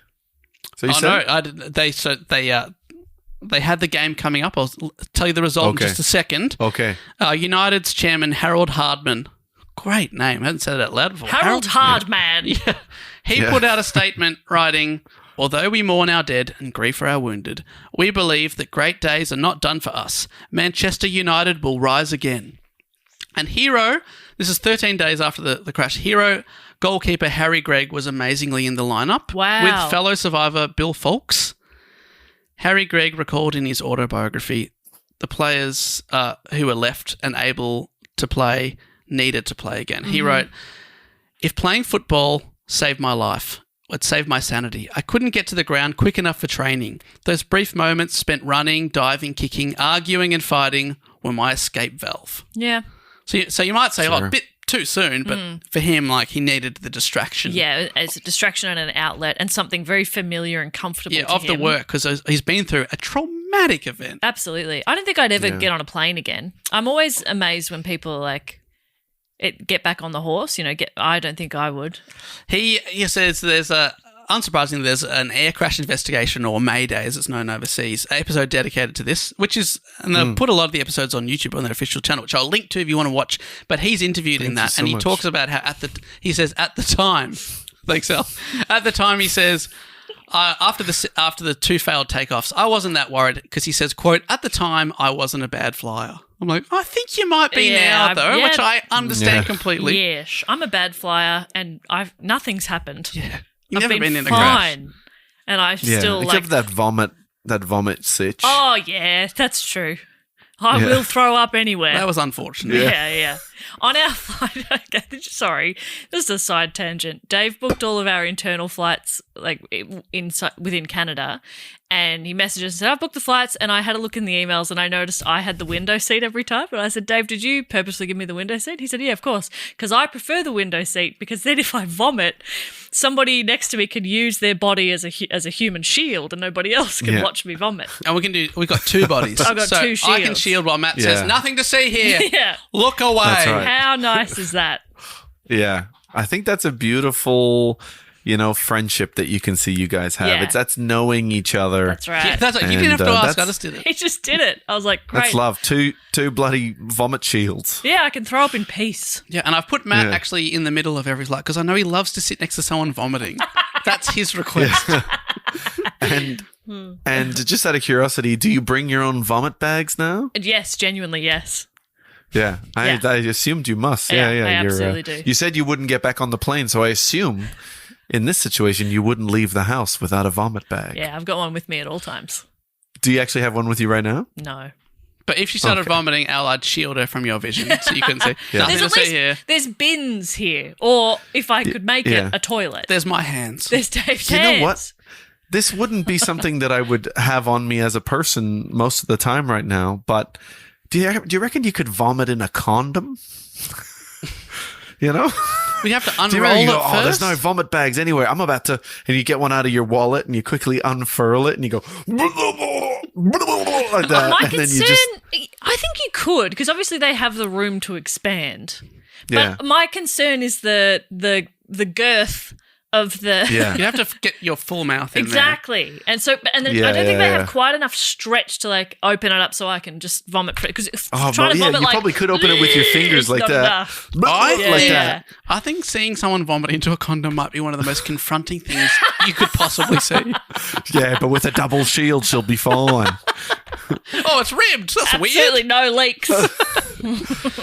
Somebody's vomiting into that French tickler. And then the smell of the strawberry flavour makes you vomit even more. It's a horrific Very cycle. strong artificial strawberry. Yeah, oh. Thanks for that, Al. Loved that imagery. No problem. Thanks for having me.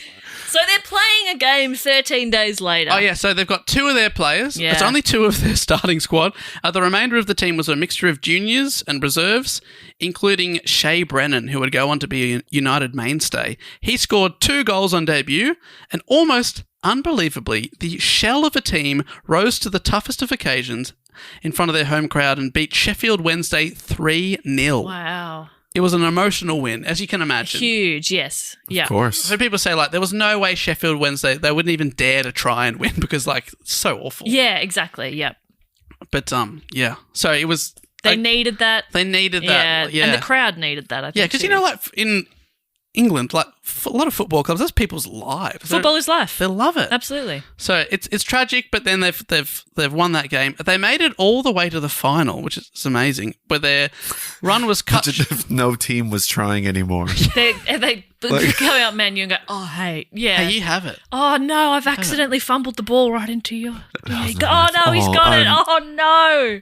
I'm chasing to get him. So they made it all the way to the final where their run was cut short by losing 2-0, or 2-0 rather, to another Manchester team, the Bolton Wanderers, with their still recovering manager Matt Busby watching on from the bench. Oh, that would have been big when he made his return. So he wasn't managing, he was just a big deal to be watching the team. Unfortunately, they weren't able to win, but it's amazing that they made it to the final. Yeah. Busby himself seriously considered giving up football altogether, blaming himself for the circumstances of the crash because he's the one, this is his theory, that he pushed the team to do this second European league during the week and like they're rushing back to get home. Mm-hmm. So, of course, you have these moments where you blame yourself. But his wife, Jean, said to him, quote, Matt, the lads would have wanted you to carry on. Mm-hmm. And that snapped him out of his depression and led him to returning to the UK, watching his team before taking back over the reins as manager and vowing to rebuild the team. Wow. As for the European Cup, the last match they played just before the crash, the day before, their two-leg semi-final went ahead against Milan in May. So the crash is in February, so it's a few months later. Their home game, they won 2-1 with Munich disaster survivor Dennis Vialet scoring a goal. Wow. Also, side note, when looking into him, his daughter, Rachel Vialet, was Britain's #1 ranked tennis player in the 1990s. Oh, that's cool. Oh, so that's pretty cool. Little sporting family. That's really cool. Yeah. So they won the first game. Sadly, they lost the away game to Milan 4-0, knocking them out of the competition again. Real Madrid, who went on to win the trophy for the third year running, suggested that Manchester United be awarded the trophy for the year. A suggestion supported by their rivals, Red Star Belgrade, but this didn't end up happening. That's quite a nice gesture to say. That is very nice, yeah. They may have gone on to, we don't know, they may have gone on to win the whole thing if their whole team hadn't been basically wiped out in one day. That's good sportsmanship. Yeah. Busby resumed managerial duties the following season and began to rebuild the club, signing on new players including Scottish player Dennis Law, nicknamed the King or the Lawman. The Lawman's pretty cool. Yeah. But so he was looking for even younger and fresher legs. Exactly. Starting again. Another signing was the other player I had heard of in this. That's George Best. Born in Belfast. I've heard that name. Best began his club career in England with Manchester United with the scout who had spotted his talent at the age of 15, sending a telegram to manager Matt Busby, which read, "I think I've found you a genius." He is also recognised as one of the all-time greatest players. He came 5th in the FIFA Player of the Century vote, which I think Pelé and Maradona were 1 or 2.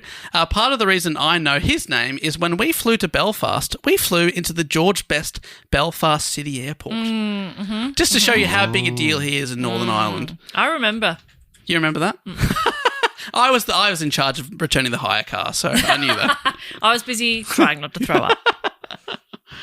He led a very interesting life. His wiki writes, with his good looks, dark beetle mop-top hair and playboy lifestyle, Best became one of the first media celebrity footballers. Oh. Honestly, could be worth a mini report one day. He is famous for the line, quote, "I spent a lot of money on booze, girls and fast cars. The rest, I just squandered." Bit of fun.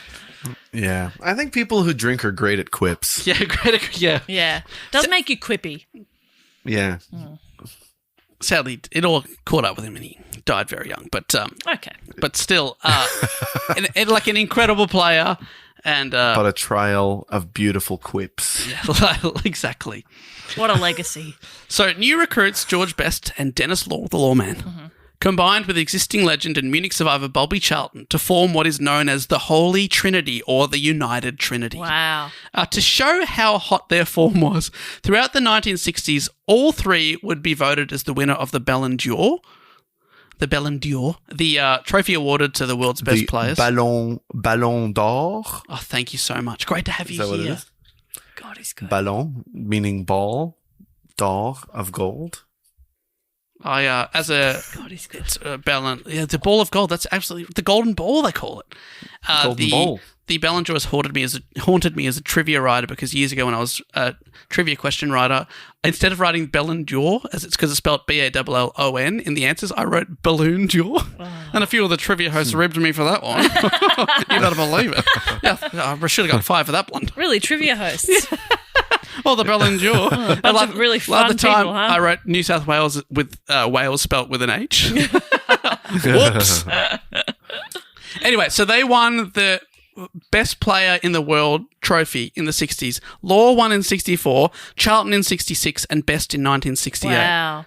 So they're all playing on the same team. The Holy Trinity. The Holy Trinity. Wow. So they're all up there as the best player in the world on one team. Wow. So, Manchester United won the FA Cup in 1963. That's the knockout one. Mm-hmm. They also won the league title in 1965 and 1967. But the European Cup, the trophy they had been playing for when the plane crashed in Munich, still eluded Matt Busby and the Manchester United team. So, in 1968, they again made it to the semi-finals. And this time, they beat multi-Euro Cup champions Real Madrid to make it into their first ever final. Their opponents... My goodness. were Portuguese team Benfica. It was their 5th European Cup final, 2 of which they'd already won. So this is Okay. a seriously good team. Yes. I feel like you're about to say, but they had to take a flight to get there. Well, they did. I mean, I'd be And going by they were- train. Actually, that's not And true then- because this is the moment I was talking about before. Unlike previous matches, it wasn't a best of 2 scenario. It was a 1-game winner takes all with the game being held at Wembley Stadium in London. Okay, So okay. imagine they took the Okay. train. Okay. Or a bus. Yes. Both sides. Sorry. Electric scooter. Or an electric scooter. A really long electric Dave, scooter ride. what did they take? What mode of transport was Well, it's it? like the president and the vice president. They all took different modes of transport Yeah. just in case. I think that's smart. So Bobby Charlton was on a scooter. I mean, imagine getting on a train from Manchester to and the whole Man U team's on there. Like they're busing. You know what I mean? Yeah. They've These got- days, definitely. They've got their own bus. They've got their own bus. Yeah. But back then, they've got their own train. Yeah. Oh, yeah. That's pretty good, Yeah. actually. It's like King Jong or whatever, who's got a bulletproof train. They've got a bulletproof train. Like you never catching a train, get to Richmond Station and see a bunch of the footy players get off. They don't catch the train to the footy. To Richmond. You know what I Yeah. mean? Why not? Yeah. Why not? Here's the problem with trains: is that where do you park it? You know what I Yeah. mean? If you have your own train, you're like, Yeah. oh, Where do you park I it? can't even. Yeah. You put just this got to in keep my doing yard. I have to- laps. Yeah, you got the Yeah. driver just doing laps while you play, and then he's got to try and time it to get Yeah. back to the station when you're ready. Yeah, That's tricky. That's tricky. because or else you're clogging up the bloody tracks. Yeah, So what we should build is an AFL only track, is what I'm hearing. I agree. Yeah. I'm sure Yeah. that would get There's used. trains, there's trams, and there should be traffles, which is the tracks for AFL AFLs. players. Tri-AFL. And when you've got to go play, Train Tri-AFL. FL. when Train Colin would FL. have to play in Fremantle, it's a long train ride, But it's doable. but it's worth it. How do they Train get there? Do FL. they just drive themselves in their luxury cars and park at the G or something? Is there like special They would all parking have for them? drivers. They would all have drivers. Yeah, Do but they when have drivers? I think for the football players probably have people picking them up and taking them to Do you reckon? things. I don't know. I reckon maybe some of these days the best footballers do. Though no, you see videos of them like in the David Beckham documentary, they're all rocking up at training, Manchester United training, and they've there's a Porsche, there's a Lambo, Yeah. Ferrari in the car park. That's training. What's Yeah, you're right, the for the game game. different? I don't know. And I'm thinking like Aussie. Let's say you're playing at the G. I mean, you go to a game at the MCG, and if people have driven there, to get out of the car park takes forever. Yeah, it's true. So are the players in a different car park where they just zip out by themselves, or are they sitting in there in traffic? Yeah, you look over. Oh, I need to know. Dusty's over there on his Range Rover. Yeah. B, let me in. Who can I ask? I need to know. Yeah, do There you know any- probably is a venue staff car park that's probably under the venue. Surely there is someone I could ask. I'm going to ask. who can you Yeah. ask? You know. I know There someone might be who's somebody listening. Oh, true. Yeah, actually, if you're listening, that'd be great. Yes, that would be great. Because it feels like a weird message to send to a friend who's dating an AFL captain. Oh, okay. Dude, that's not a bad mess. Yeah. That's good. That's not weird. Yeah. Just say, hey, weird question. You let us know. How does he get to the game? Yeah. Or how did they, just say in general, we don't want to know him specifically because that sounds weird. How does he get to the game? What time does he get there?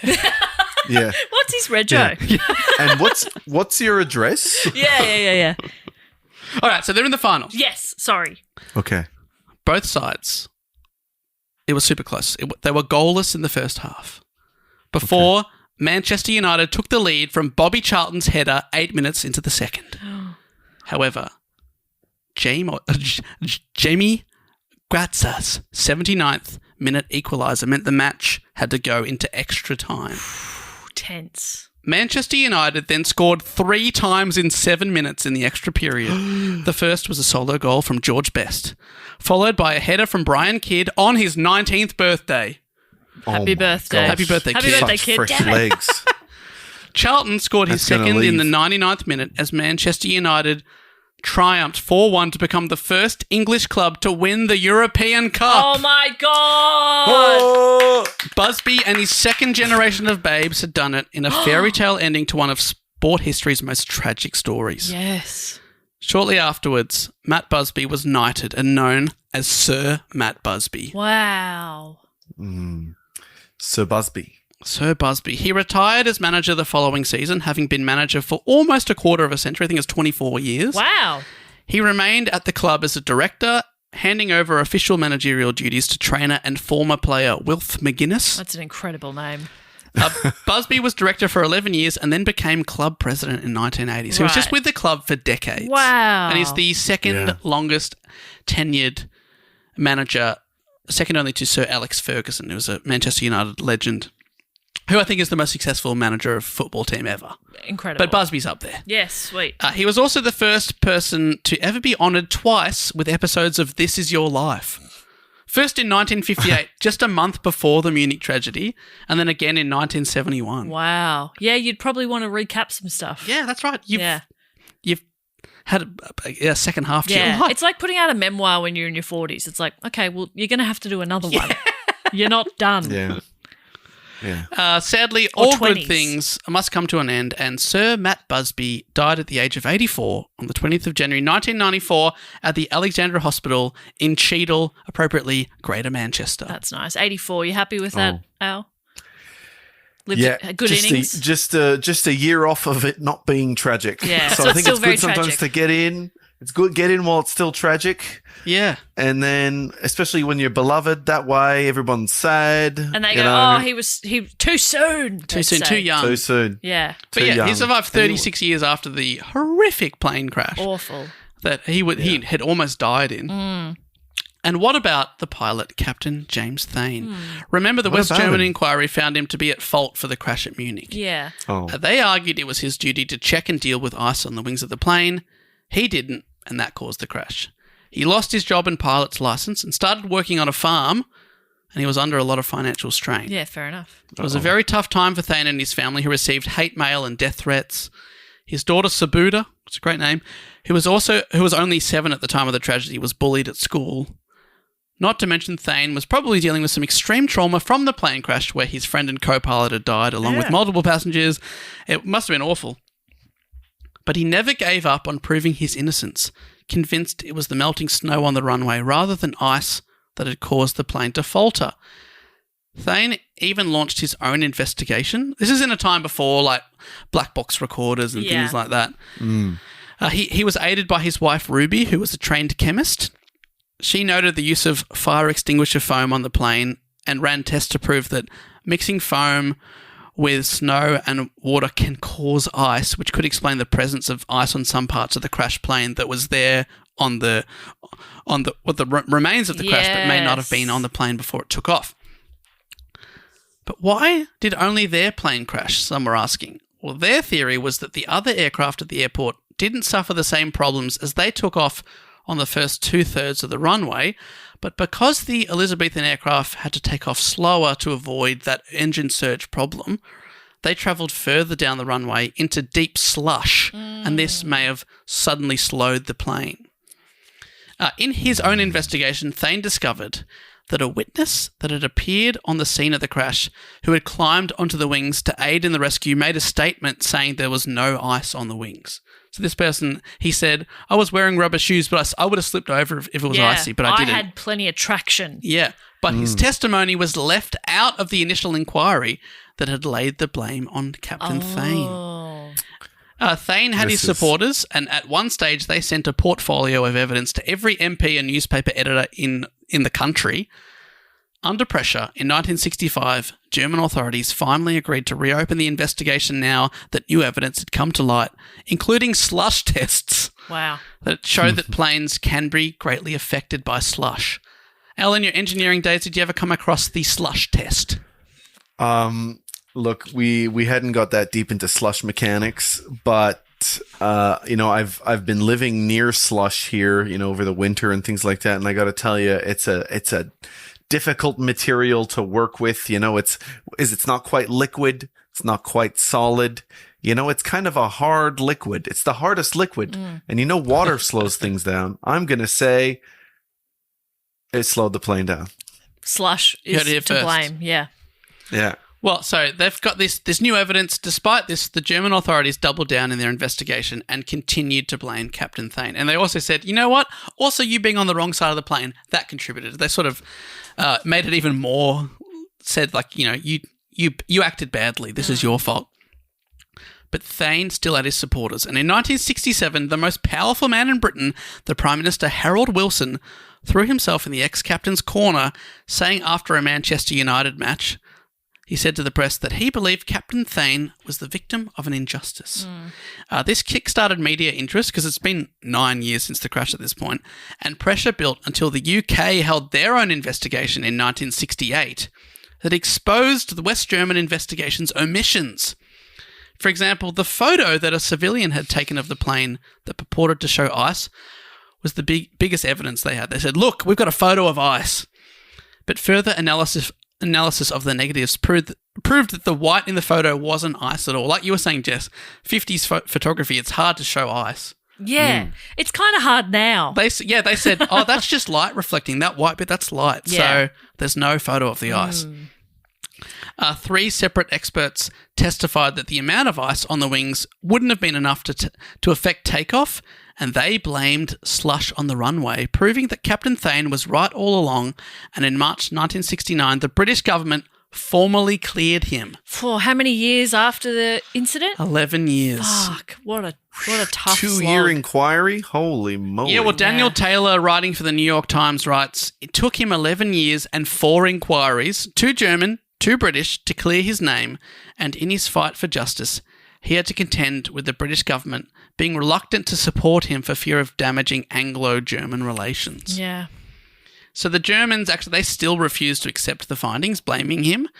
Many have called Captain Thane a political scapegoat over the years, including Harry Gregg, the hero goalkeeper. He's like, I don't blame him at all. Mm-hmm. They wanted someone to pin the blame on, and they picked him and said it was all his fault. Yeah.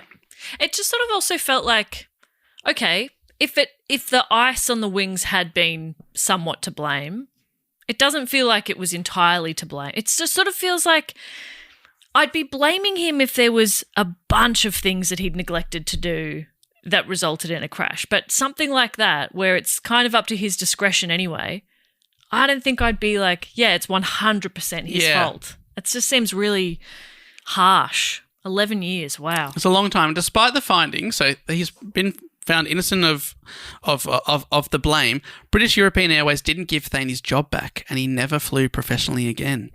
Sadly, Thane died not long after in 1975, and he was only 54. Yeah. His family, they blame the years of stress as a contributing factor. Yeah. His daughter Sabuda was invited to the disaster's 50th anniversary commemorations at Old Trafford, which the New York Times writes was gratefully received as confirmation that inside United, they see her father as another victim of the tragedy and not its cause. Yeah, yeah. So by extending that hand, saying, you can come and mourn with us because you should be here. You should be here too. Thane has also been hailed for pushing for investigations into the effect of slush that potentially saved other lives by averting further disasters. Because by blaming him and saying it was ice, well, that doesn't really change anything except for make sure that there's no ice on the wings, which they already have protocol to deal with. But by saying, no, you've got to check Now there's like depths of ice and of slush that you have to avoid, and that has maybe made other people safer too. To this day, the Munich Air Disaster is acknowledged as the darkest day in the long and storied history of Manchester United, and an annual commemorative ceremony is held to mark the date of the crash, both in Manchester and at the site of the crash in Munich. The Manchester-based service is held at the Munich Memorial Clock at the East Stand at Old Trafford. The clock is permanently frozen at 3:04 p.m. on February 6, 1958, a date that will never be forgotten.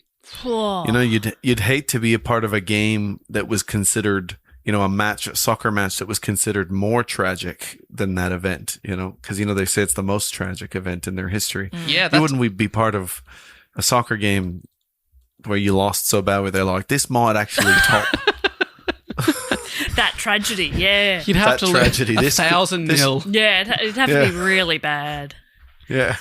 What a story. And like, what a shift in tone once we realised it was a disaster story. Yes. We had a good hour and a bit of ha ha ha, and then, oh my God. And you know what? I think that is actually reflective of how the team felt. They were like on top of the world. They're the youngest players, like one of the youngest teams. They're probably the most famous football team in the world at that point. Yeah. They're on the way up. Like everything is just going so well for them. And then this absolute disaster comes out of nowhere, affects the team, changes lives forever, and is still like such a big deal at Manchester United that they commemorate it every year. Yeah. For some reason, I was feeling like even once the plane crashed into the house, I was like, they'll be fine. They'll be all right. Like I just didn't expect there to be fatalities. That's awful. No, it's tragic, and it's also remembered like at the club for like a rebirth of the club that they did. It's amazing that they rebuilt within 10 years. They achieved the thing that no other English team had ever done. The fact that they could come back from the lowest of lows to get back to it's a credit to Matt Busby's managerial style, I guess. Absolutely. Wow, what a story. Yes. Well, thank you very much to all the people that suggested it. And hopefully if you're a Manchester United fan or a football fan, I did it enough justice. And I did not know that story. I think I'll go home and say, do you know the story of the Munich Air Disaster? And Aiden will go, yes. Oh, if you're a big football fan, because he's a big football fan or a big sporting fan. Yeah. And it's not the only horrible plane tragedy. I was reading about in the 90s. Just yesterday, I was reading about the entire Zambian football team. They were on a plane traveling across Africa, and it was a military aircraft that crashed into the ocean, and they lost the entire national football team. Wow. Including some of their all-time greatest players. So it's scary stuff. It is. Yeah. But, I think that's famously why some basketball teams don't travel all on the same plane and stuff. Right. Like that. I mean, that would make sense. Yeah. Is it silly that we, as a podcast, do travel together? Yeah, well, someone's got to shield you from vomiting. That's true, yeah. We have to I don't stick together. I don't want anyone else to have to do that. No, I don't want anybody else to have to see that. The tragedies occur when you're not getting shielded. Yeah, when somebody else has to see me vomiting, awful. Yep. Yeah. I also think I'm a good luck charm because I've never had you vomit next to me. Yeah, I've been on a bit of a streak. Yeah, knocking the wood at the But table. I have been okay lately, so we'll see how we go. But it's nice to just put precautions in place, like having emesis bags on me. That's what they're called. Is it a motion sickness thing? Yeah. So window seat also helps for that because then I can see when the plane's tilting when we're turning, and I always have my headphones on. Yeah, it helps. What's that thing that you take for allergies there? That not you specifically, but people take for, what are they called? Antihistamines. Mm-hmm. I found out because when I go to there's an amusement park near here, and apparently I feel woozy from the motion sickness. Apparently antihistamine helps with that. You know, because I do get queasy. And then if there was any more than one ride that spins, I'm just like fucked for the day. Yeah, that's why I'm the bag holder at amusement parks. I'm like, have fun. I'll be here watching. I'd love. Will you take me on one of the rides when we were in Montreal? Yeah, we can go to La Ronde. Yeah, it's one of the Six Flags. If you know about Six Flags. Oh, I've heard of Six Flags. Yeah, and so it's I guess they bought it, and yeah, it's fun. There's one really old, big wooden roller coaster that once you come out of it, you're like, that felt like whiplash. Like I feel like I might have got whiplash in that one. They're like, that whiplash. That's historic whiplash. Yeah. You should be so lucky. That's been giving people whiplash for hundreds of years. This ride's killed more than any others. Yeah. You're welcome. Dave, what an amazing report. Thank you so much for that story. Well, thank you very much for indulging me during this, when we've all gone football mad. We're crazy The fever. about it. We love it. Yes, here. And Alasdair, of course, representing one of the host nations, Canada. Thank you so much for joining us. Thank you so much. On this special. It's been the greatest joy of all the lives I will lead. This has.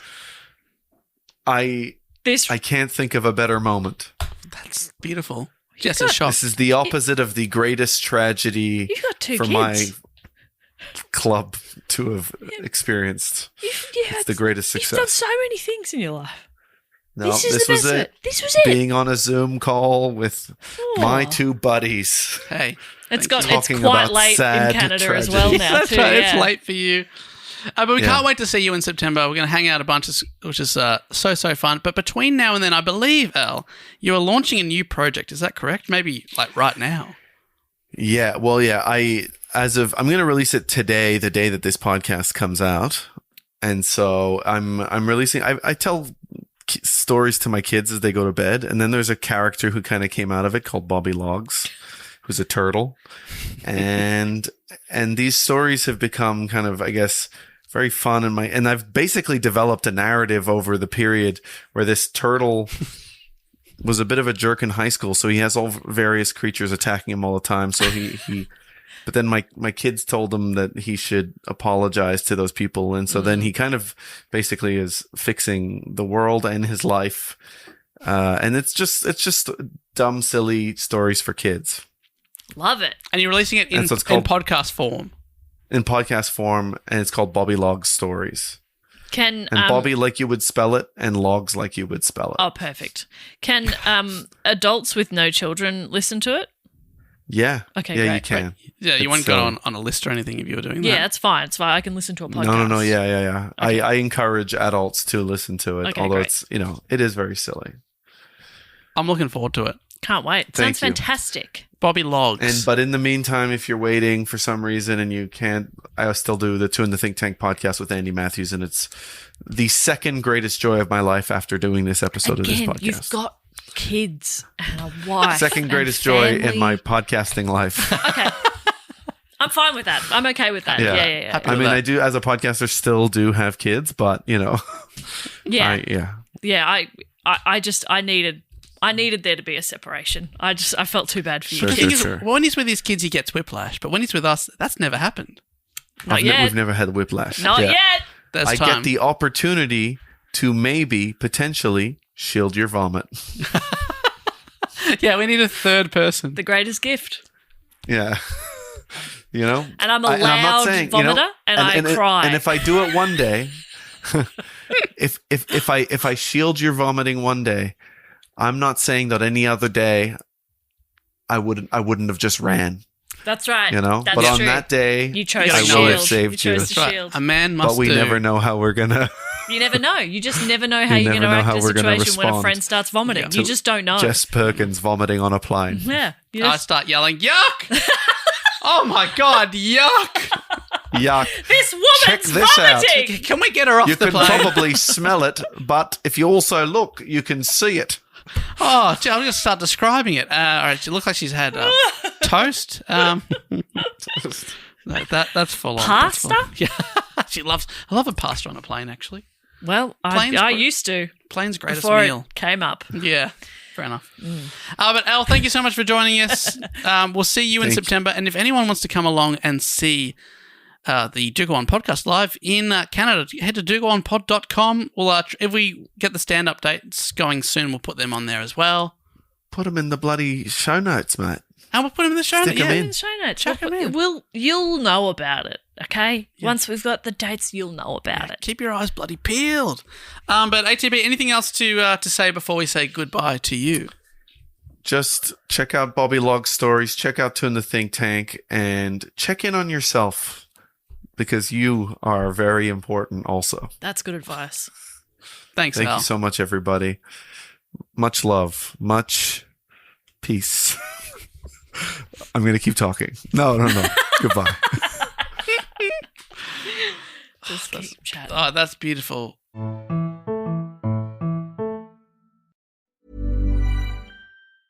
He's dribbling the ball with everything on the line. He's driving down the pitch. He's facing price hikes and cuts past him. Carrier contracts, tries to block him. Oh, he leaves him in the dust. He's at the edge of the box. He cuts past the nonstop group chat trash talk. He clears on goal. He shoots. Goal! Unlimited data for $25 a month forever! Visit your local Boost Mobile store today to get unlimited data with a price that never changes. Boost Mobile. After 30 GB, customers may experience lower speeds. Customers will pay $25 a month as long as they remain active on the Boost $25 unlimited plan. Do you keep hearing podcast ads, like this one, for example, but always wonder how you actually get involved with them for your own brand or organization? Well, it's easier than you think.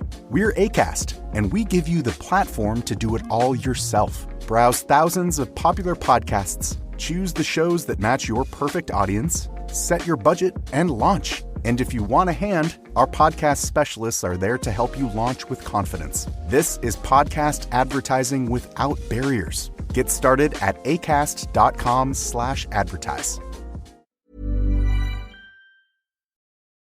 Well, as we say goodbye to the great man Alasdair Tremblay-Birchall, we say hello to the great people at patreon.com/dogoonpod, people that make this show possible by signing up, pledging away their lives, some of their hard-earned money, and basically supporting us to be able to make this show every single week without them, to drop the conscience of humour there. I'm being serious when I look down the barrel of the camera of the video-only feed that you get on Patreon, when I say without you, we actually couldn't do the show. No, absolutely not. So we really appreciate anyone who does, support the show. There are multiple different levels, and that some of the things you can get include voting for topics. You can be part of the Facebook group. You get bonus episodes nearly every week. We do one every Sunday, and I think I did episode 316 recently. So there's over 300 bonus episodes for people to enjoy, including... So many episodes. Yeah, there's a bonus report once a month, which is very similar to this podcast, but there's also the movie club.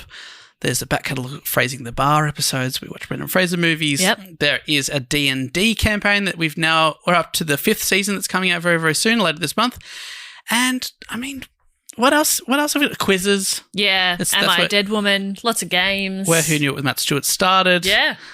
And you can also get discount tickets to all of our live shows, including the Canadian shows, which are still on sale. So if you sign up, you get 10% off all tickets.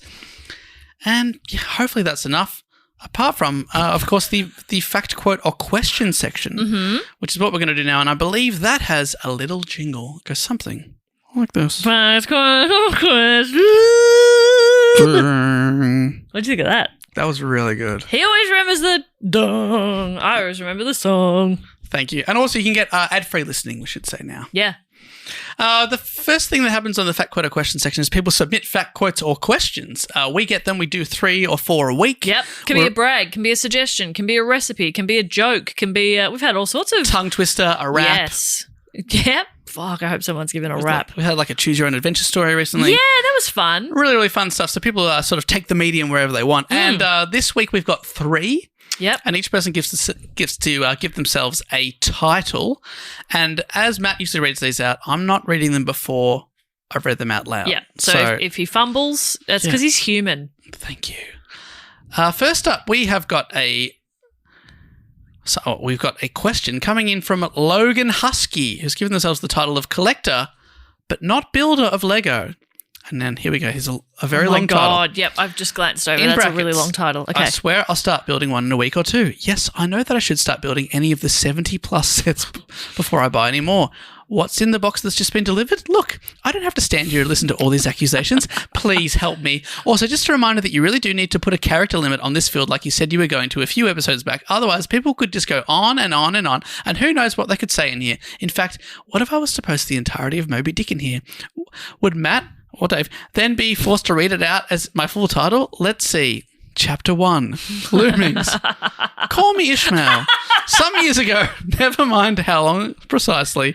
That's funny, that's Logan fun Husky. Stuff. That's funny. funny. I knew we did put a character limit on the actual suggestion part, or the brag, the question, quote, whatever, but I did not know that we'd even proposed putting a character limit on the title part. No, but we need to do that. We need to do that.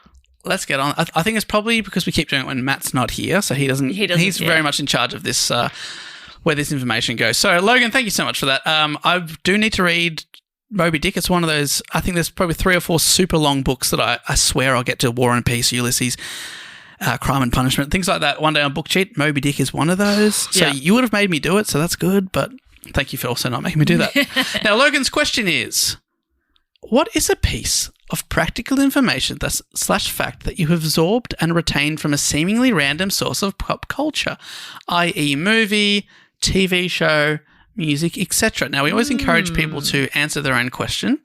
Yeah, I'd love an example. Logan's done that. Mine is, they write, that if I ever need to remember what direction the sun rises, I remember the line from the titular track from Beauty and the Beast, rising in the east. I have no idea why this has stuck with me some 35 plus years later. It was never a particular favourite of mine or even in our house. And we didn't have the soundtrack to flog over and over like we did with The Lion King or The Nightmare Before Christmas. So who knows? Having said that, I have also befriended an adorable talking warthog and meerkat and attempted to take over Christmas several times with varying levels of success. So who's to say? Also, Do Go D&D, that's the name of our Do Go Dungeons & Dragons bonus episode I was talking about before, continues to be a highlight of my listening month. I've said it once, and I'll say it again. It is an absolute crime that we only get 12 of these a year. Have you considered putting the first series up once a month on the free feed so that non-Patreons can hear what they're missing out on? I know I'd be happy to pay for an additional tier to have an ep fortnightly, but only if Jess promises to maintain her insatiable bloodlust, both in and out of character. What? Out of character? I don't have a bloodlust, you fuck. I continue to keep doing what you're doing. It's always given me something to look forward to on Wednesday and Sundays. Well, thank you so much, Logan. That's so nice, Logan. At the time of recording, just yesterday, our Dungeon Master / editor of the program, Adam Carnivale, has just emailed us to say that he's just finished the new season. Yeah. Which will be coming out the end of this month. Yeah, and it's guaranteed now one until the end of until December. We've got 7 more episodes. End of this month? Or it's already come out maybe by the time this comes out. Oh, yeah, maybe it came out at the end of June. Yeah. So excited. Yeah, we had it was it was an off-the-wall season. It's really fun. Like, we really enjoy it's like we use an entire day basically to record with Adam. And it's such a joy. I mean, yes, you're not the first and you probably shan't be the last to say you'd like it more frequently. I reckon we'd probably like it more frequently too. It's just, it takes up a lot of beautiful Adam's time as well. Yeah, that's right. It's a bit of an undertaking, but it is, like you say, so much fun. And hopefully if more people sign up and they want more Do Go D&D, let us know. Yep. That's the kind of thing. We have got many, many responses over the years from people saying, I don't like D&D. It's not my thing. But then I listened to you do it. I thought, I may as well give it a go, and they've loved it. So we appreciate that because we're from a similar camp, no background in it. Absolutely. I don't think you have to understand or go into it with an appreciation of D&D. It's Adam's very gentle with us. Yes, we're just fucking around, really. That's right. Sometimes I think what it is because I love doing it, but I also feel bad for Adam every time because we're so annoying. Yes, but every time we remind him of that, he's like, I've done this with Jackson Bailey and Joel Dusha for almost 15 years. And we say, you're right. Yeah. We'll turn it up a notch. That makes us feel better. But the question was a practical piece of information or a fact you've absorbed and retained from a seemingly random source of pop culture. Oh. There's probably a bit I remember from songs as well. I realised way too late in life that I do retain information from music a lot. Okay, I really wish I'd known that at school, for example. Yep. And I could have retained things. Can I say one for you that I've absorbed from you? Yes. Hydrogen, helium, beryllium, yeah, whatever. Yeah, really absorbed it. Well, I associate that with you, but you know that's worked on you, that song. Absolutely. Hydrogen, helium, lithium, beryllium, boron, carbon, nitrogen, oxygen, fluoride, neon, sodium, magnesium, aluminium. Woohoo! Then I'm done. And I reckon as well, I think this came up recently. You know how Louis and Lewis are written the same? Yes. I always come to Robert Louis Stevenson, and I know it's Louis because of a Tripod song. Ah, that's good. Isn't that weird? I was hoping you were about to tell me how I was meant to know the difference in future. Nah. Every time. Because it's St. Louis, right? That's the and I thought, big city, but there is a St. Louis, but there isn't. I don't think. I don't know. It's scary, man. And I think when Logan said remembers the way the sun rises. I think I remember it from Shakespeare. It is the east and Juliet is the sun. Arise, fair sun, and kill the envious moon. Right, you have to go through that to remember I don't think so. it. I think I Okay. just remember it now, but like that reminded me of, again, passages of Shakespeare I remember because I played Where in Time is Carmen Sandiego. Oh, that's great. So dumb. What about you? Can you think of anything you've learnt? Any practical? I'm sure there's so much Simpsons stuff. Oh, yeah. Like I can't even think of. It's hard when you put on the spot. Yeah, when Homer puts on. I mean, that's from the Wizard of Oz too. When he when he puts on Henry Kissinger's glasses that he dropped into the toilet at the nuclear power plant, and he does that. The sum of an isosceles triangle. I can't even remember the speech, but all I remember is just, that's a right triangle, you idiot. Because then the joke is that in the Wizard of Oz they've said the wrong one. Oh. So I remember that the Wizard of Oz is wrong. And that's an important thing to take away. Jeez. Have you watched Wicked at all? No. Do you think I should? Hard to say. 2 parts. It's a lot. Yeah. Just watch the first one. Okay. I never know what happens. That's all right. I'll tell you. Oh, thanks. I'll fill in the rest. Logan, I'm going to have a quick think about that. That's a really good question. Over the rest of the episode, see if I can come back to you with something, because I'm sure there's something I remember, but right now I can't think of anything. And honestly, start making some Lego. Yeah, go on, get in there, mate. I always buy like little mini Lego things. Like we bought one the other day that's like it's a pot of flowers in a little. It's got a wooden base and it's got a little dome around it. So when it's all built, it's going to be really cute, and I want to put it on my desk. That's awesome. And we have built like this much of it, and then just put it away. Like little grass seedlings level. Yeah, it's like little ground covering. Ugh. You put it away. That's I so know. funny. Thank you, Logan. Next up, we have Paul Meller, who I know is a football fan, who's written, their title is The Bringer of Even More Oldham Facts. Okay. And Oldham is very close to Manchester. We've met Paul at the Manchester shows before, but I know that they are, he supports a different team. He supports Oldham. Yeah. So I'm sure there's probably some sort of deadly rivalry there. But Please don't hurt us, Paul. this one is from Paul, who writes, and it's a fact, did you know that the world's first, quote, test tube baby is from Oldham? In fact, the technique was developed right here in my hometown. Huh. In July 1978, Louise Brown was the first child successfully born after her mother received IVF treatment. Brown was born as a result of natural cycle IVF, where no stimulation was made. The procedure took place at Dr. Kershaw's Cottage Hospital in Royton, Oldham, in England. Robert Edwards, surviving member of the development team, was awarded the Nobel Prize in Physiology or Medicine in 2010. Wow. It's pretty wild that I didn't know that until I was in my 30s. They built a new library and it has giant test tubes on the front of the building. Oh, that's cool. That is cool. I felt I should share it here. I hope you are all doing well. Keep up the great work. The pod is on fire right now. All the best, Paul. Paul. I mean, IVF is already incredible, right? But can you imagine back the very first time how it would have felt like the future? Like it would have felt like sci-fi. Yeah, that's right. We're gonna make a baby right now. Yeah. We're gonna implant it here. Don't look at me when you say we're going to make a baby right now. That just made me feel weird. You're like my brother. We're going to make a baby right now. Thank you. Yes, that is a strange phrase, but it would have been weird for. So to say. we're going to implant it in you, and then the baby will grow. Yeah, and at the time you'd be like, I hope this works. It must have felt like something from a crazy sci-fi Yeah. show. Like it would have. Yeah, that's And- so cool. And the fact that Louise is turning 50 soon. Yeah, Amazing. I'm not sure if I had to guess what year I would have guessed IVF came into. I probably would have guessed maybe 80s. I think I would have said 80s as well. Yeah. Late 70s is really cool. There you go. That's a great fact. Well, Paul. thank you, Paul, and thank you, Oldham, for everything that's happened there. Good on you, Oldham. And finally, we have a fact quote question from Jason Westner. Thank you for spelling out your name phonetically, Jason, whose title is Master Thief of Questions. Okay. And the Master Thief has given us one of their questions. Oh. Here we go. And they write, the Master Thief, I'm stealing this question from another podcast.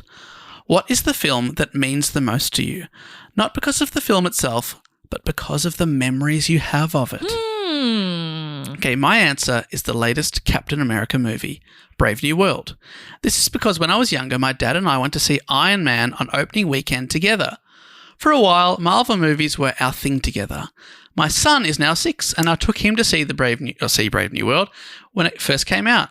The feeling I had seeing the Marvel logo come up while sitting next to my son and remembering starting this journey years ago with my dad made it the best movie theatre experience of my life. Oh. Even though the movie was just fine.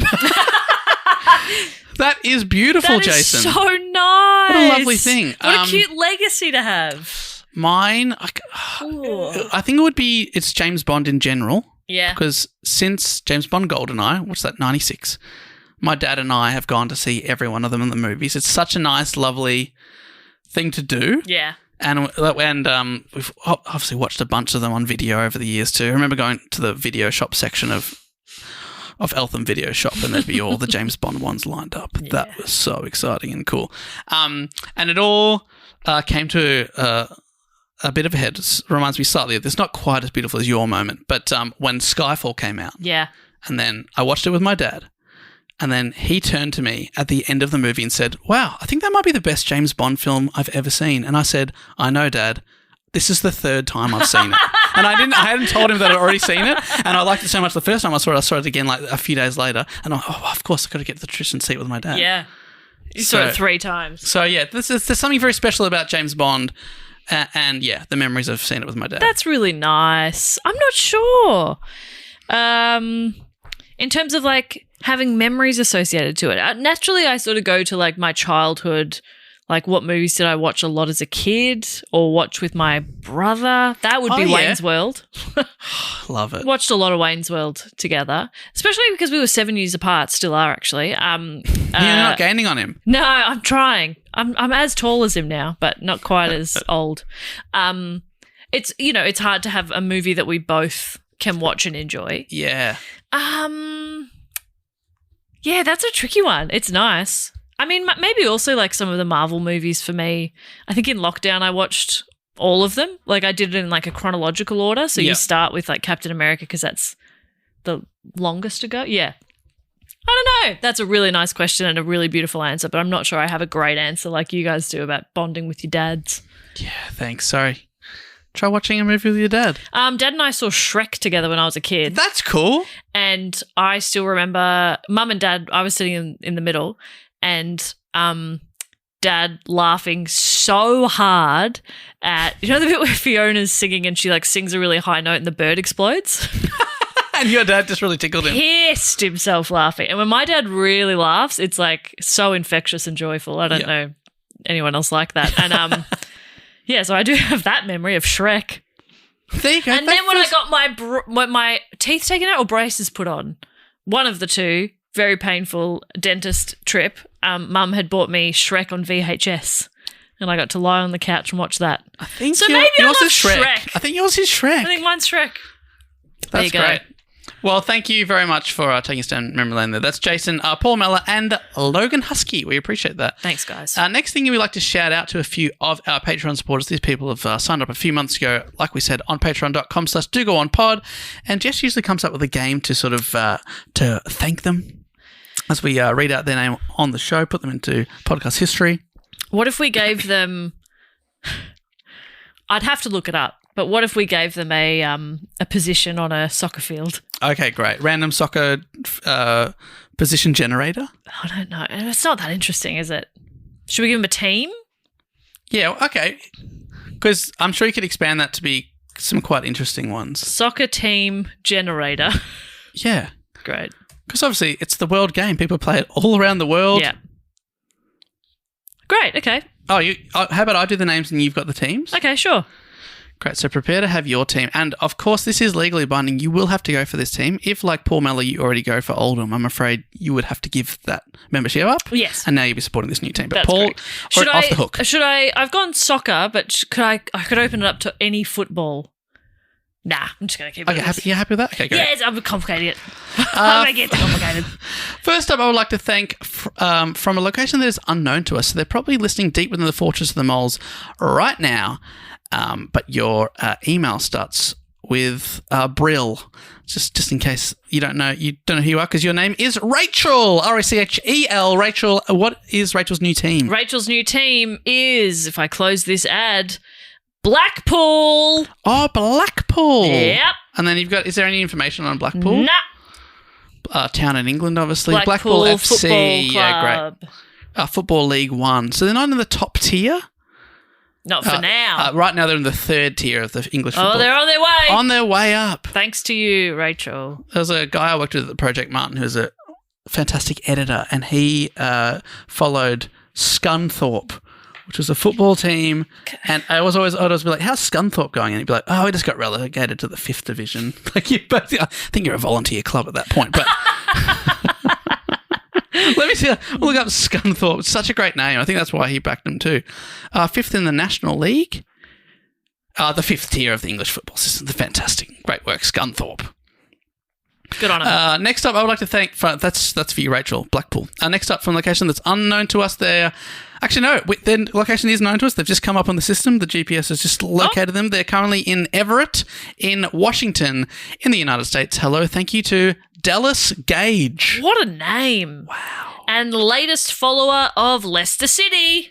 Oh, Leicester City, they're a big one. See, here's the thing. Dave is such a fucking nerd, and he has such a thirst for knowledge that every club that I'm mentioning, he's then Googling. Yeah, Whereas I don't want to know anything about these clubs. You don't care? No, it's not that I don't care. I didn't say that. Just said I don't want to know. But so Leicester City, they were the ones. So they're unfortunately they're back down to the third tier. But out of nowhere, they won the Premier League 10 years ago. Right.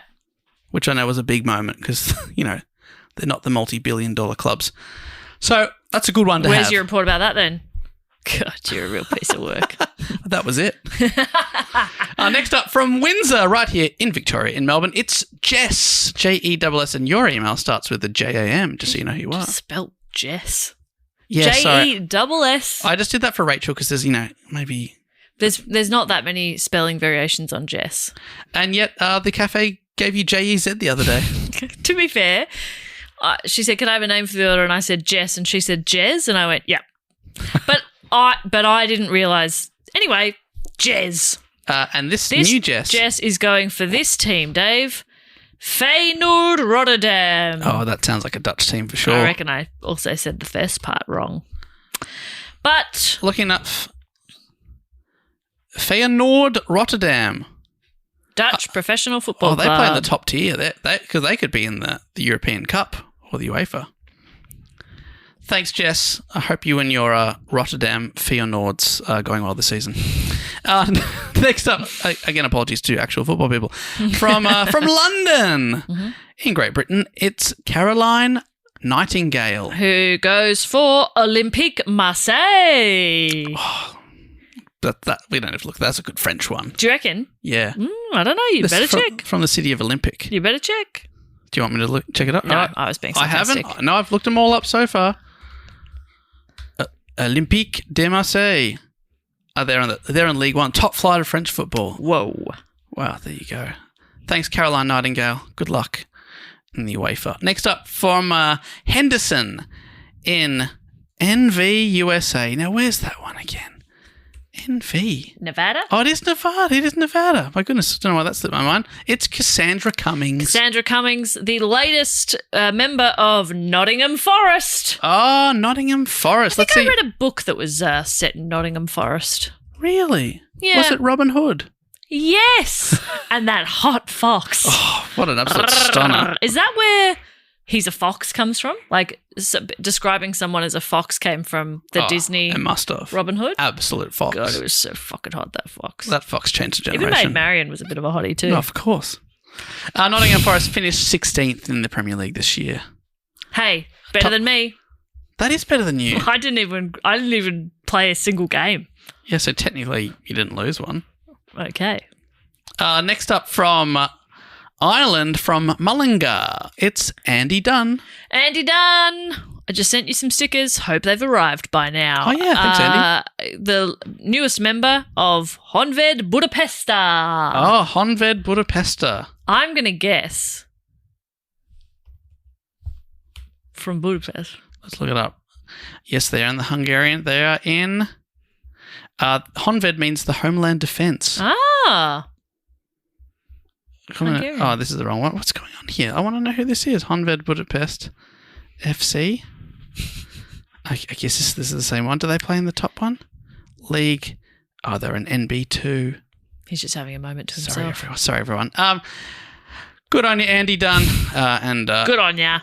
Let's up Honved. We've got a couple more to go. Next up from locations unknown to us, probably deep within the Fortress of the Moles, it's Shanjade. Shanjade going for Reading FC.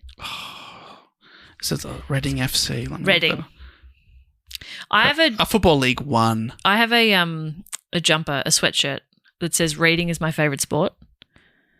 I don't know, it's my favorite jumper, but that I could be like, yeah, I'm a big fan of. Oh, Reading FC. That's Reading great. FC. People say, "Oh, what's your favorite book?" Oh, I don't read. Oh. I follow the clubs. Yeah, the football clubs. Yeah, I'm sure people say that.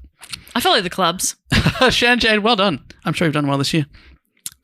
Second last here from New York State, from Ithaca, it's Katie Cowan. Katie Cowan going for Huddersfield Town FC. Oh, yeah. They're also in League One, so they're in the third tier. And it looks like they've finished 9th. Is that right? Top 9. Top 9. Not bad. And finally, from Shelley Beach in Queensland. Now, this will sound like a joke, talking about the Jess pronunciation before, J-E-S-S, but this is Jess McJessface. Okay. Thank you, Jess Miss McJessface. Thank you, Jess McJessface. Who goes for Rangers. Oh, Rangers, that's a Scottish one. To say it in a Scottish accent? Rangers. I will not be trying again. No, that was pretty good. Top division, often referred to as the Glasgow Rangers, the Wikipedia says. It's them and one other team that win it all the time. Cool. Well, there you go. We've got a bunch of new football fans. Celtic FC. Yeah, thank you so much, everyone who's supporting the show and supporting those beautiful football teams. It's Rachel, Dallas Gage, Jess, Cassandra, Caroline, Andy, Shanjade, Katie, and Jess. Next up, we like to induct people into the Triptych Club, which is our Hall of Fame / memorial, like living memorial. Like you're part of it. So it's almost like an art piece as well. It's like a living art piece. Wow. People coming in. Once you're in, you can never leave. But why would you want to leave? Because you've been supporting the show on the shout-out level or above for 3 consecutive years. And this is our way of thanking you and enshrining you. We bring you into this cool exclusive club where we have drinks and snacks and like a full kitchen, full bar, anything you could need. We've got toilets. Matt always has a go at me for always bringing up toilets, but, sometimes when you go into a new place, you want to make sure there's a toilet. We've got little sleep pods you can have if you want a nap. We've got air hockey. We've got ice hockey.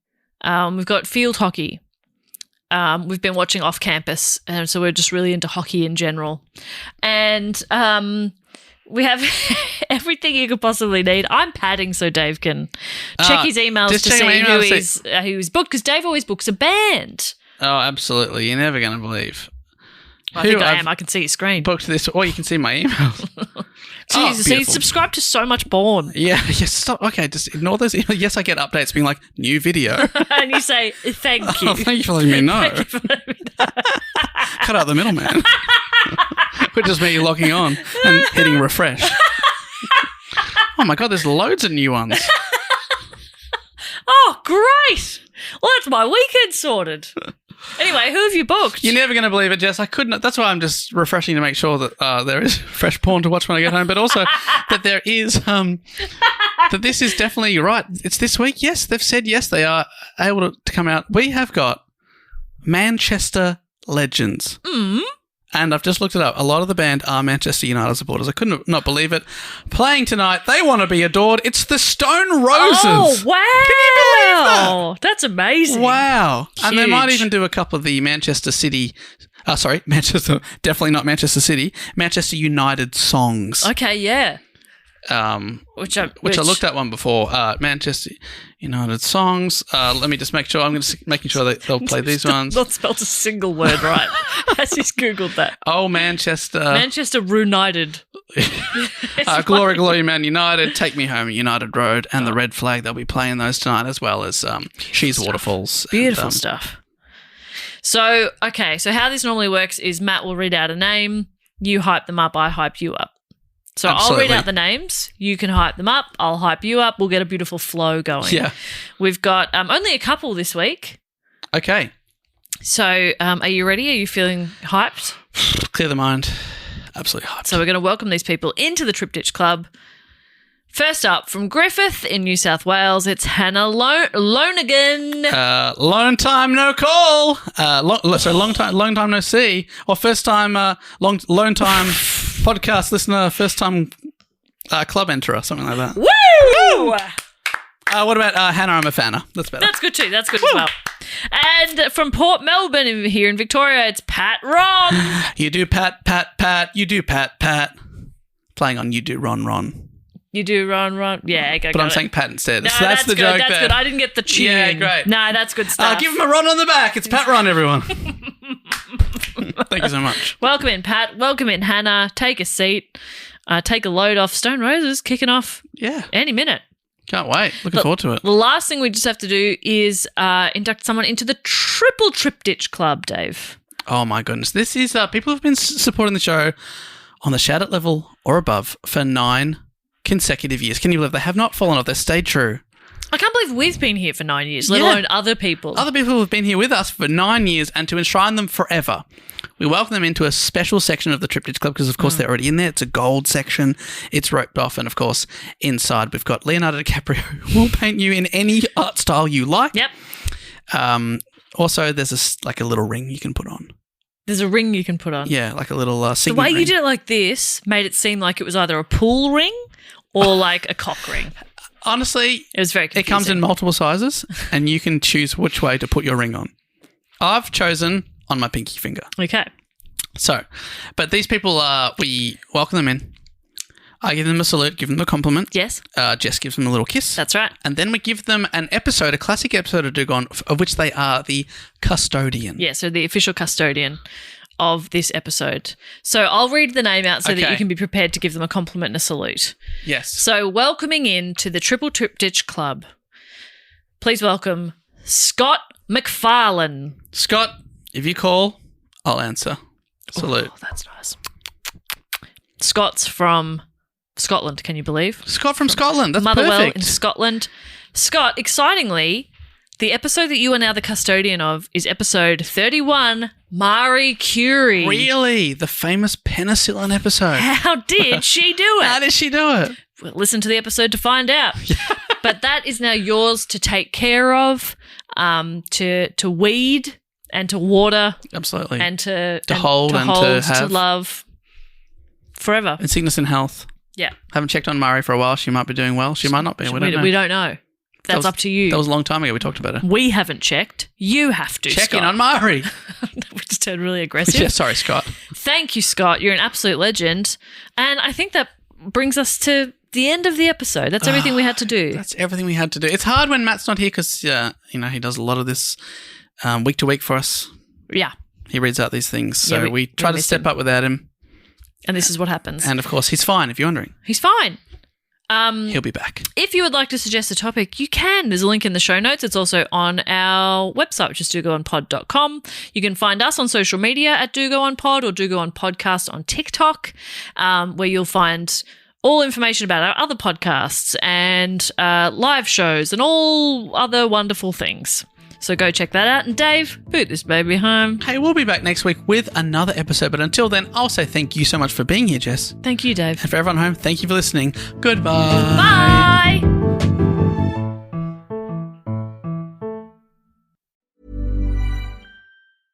While every other channel is fighting for your customers' attention, podcasts are where they've already given it.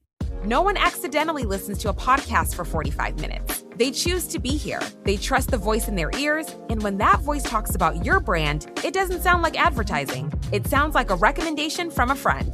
Acast gives you that trust at scale. Digital precision, host-read authenticity, and performance data that proves it worked. Don't fight for attention. Buy it with Acast. Learn more by visiting acast.com/advertise.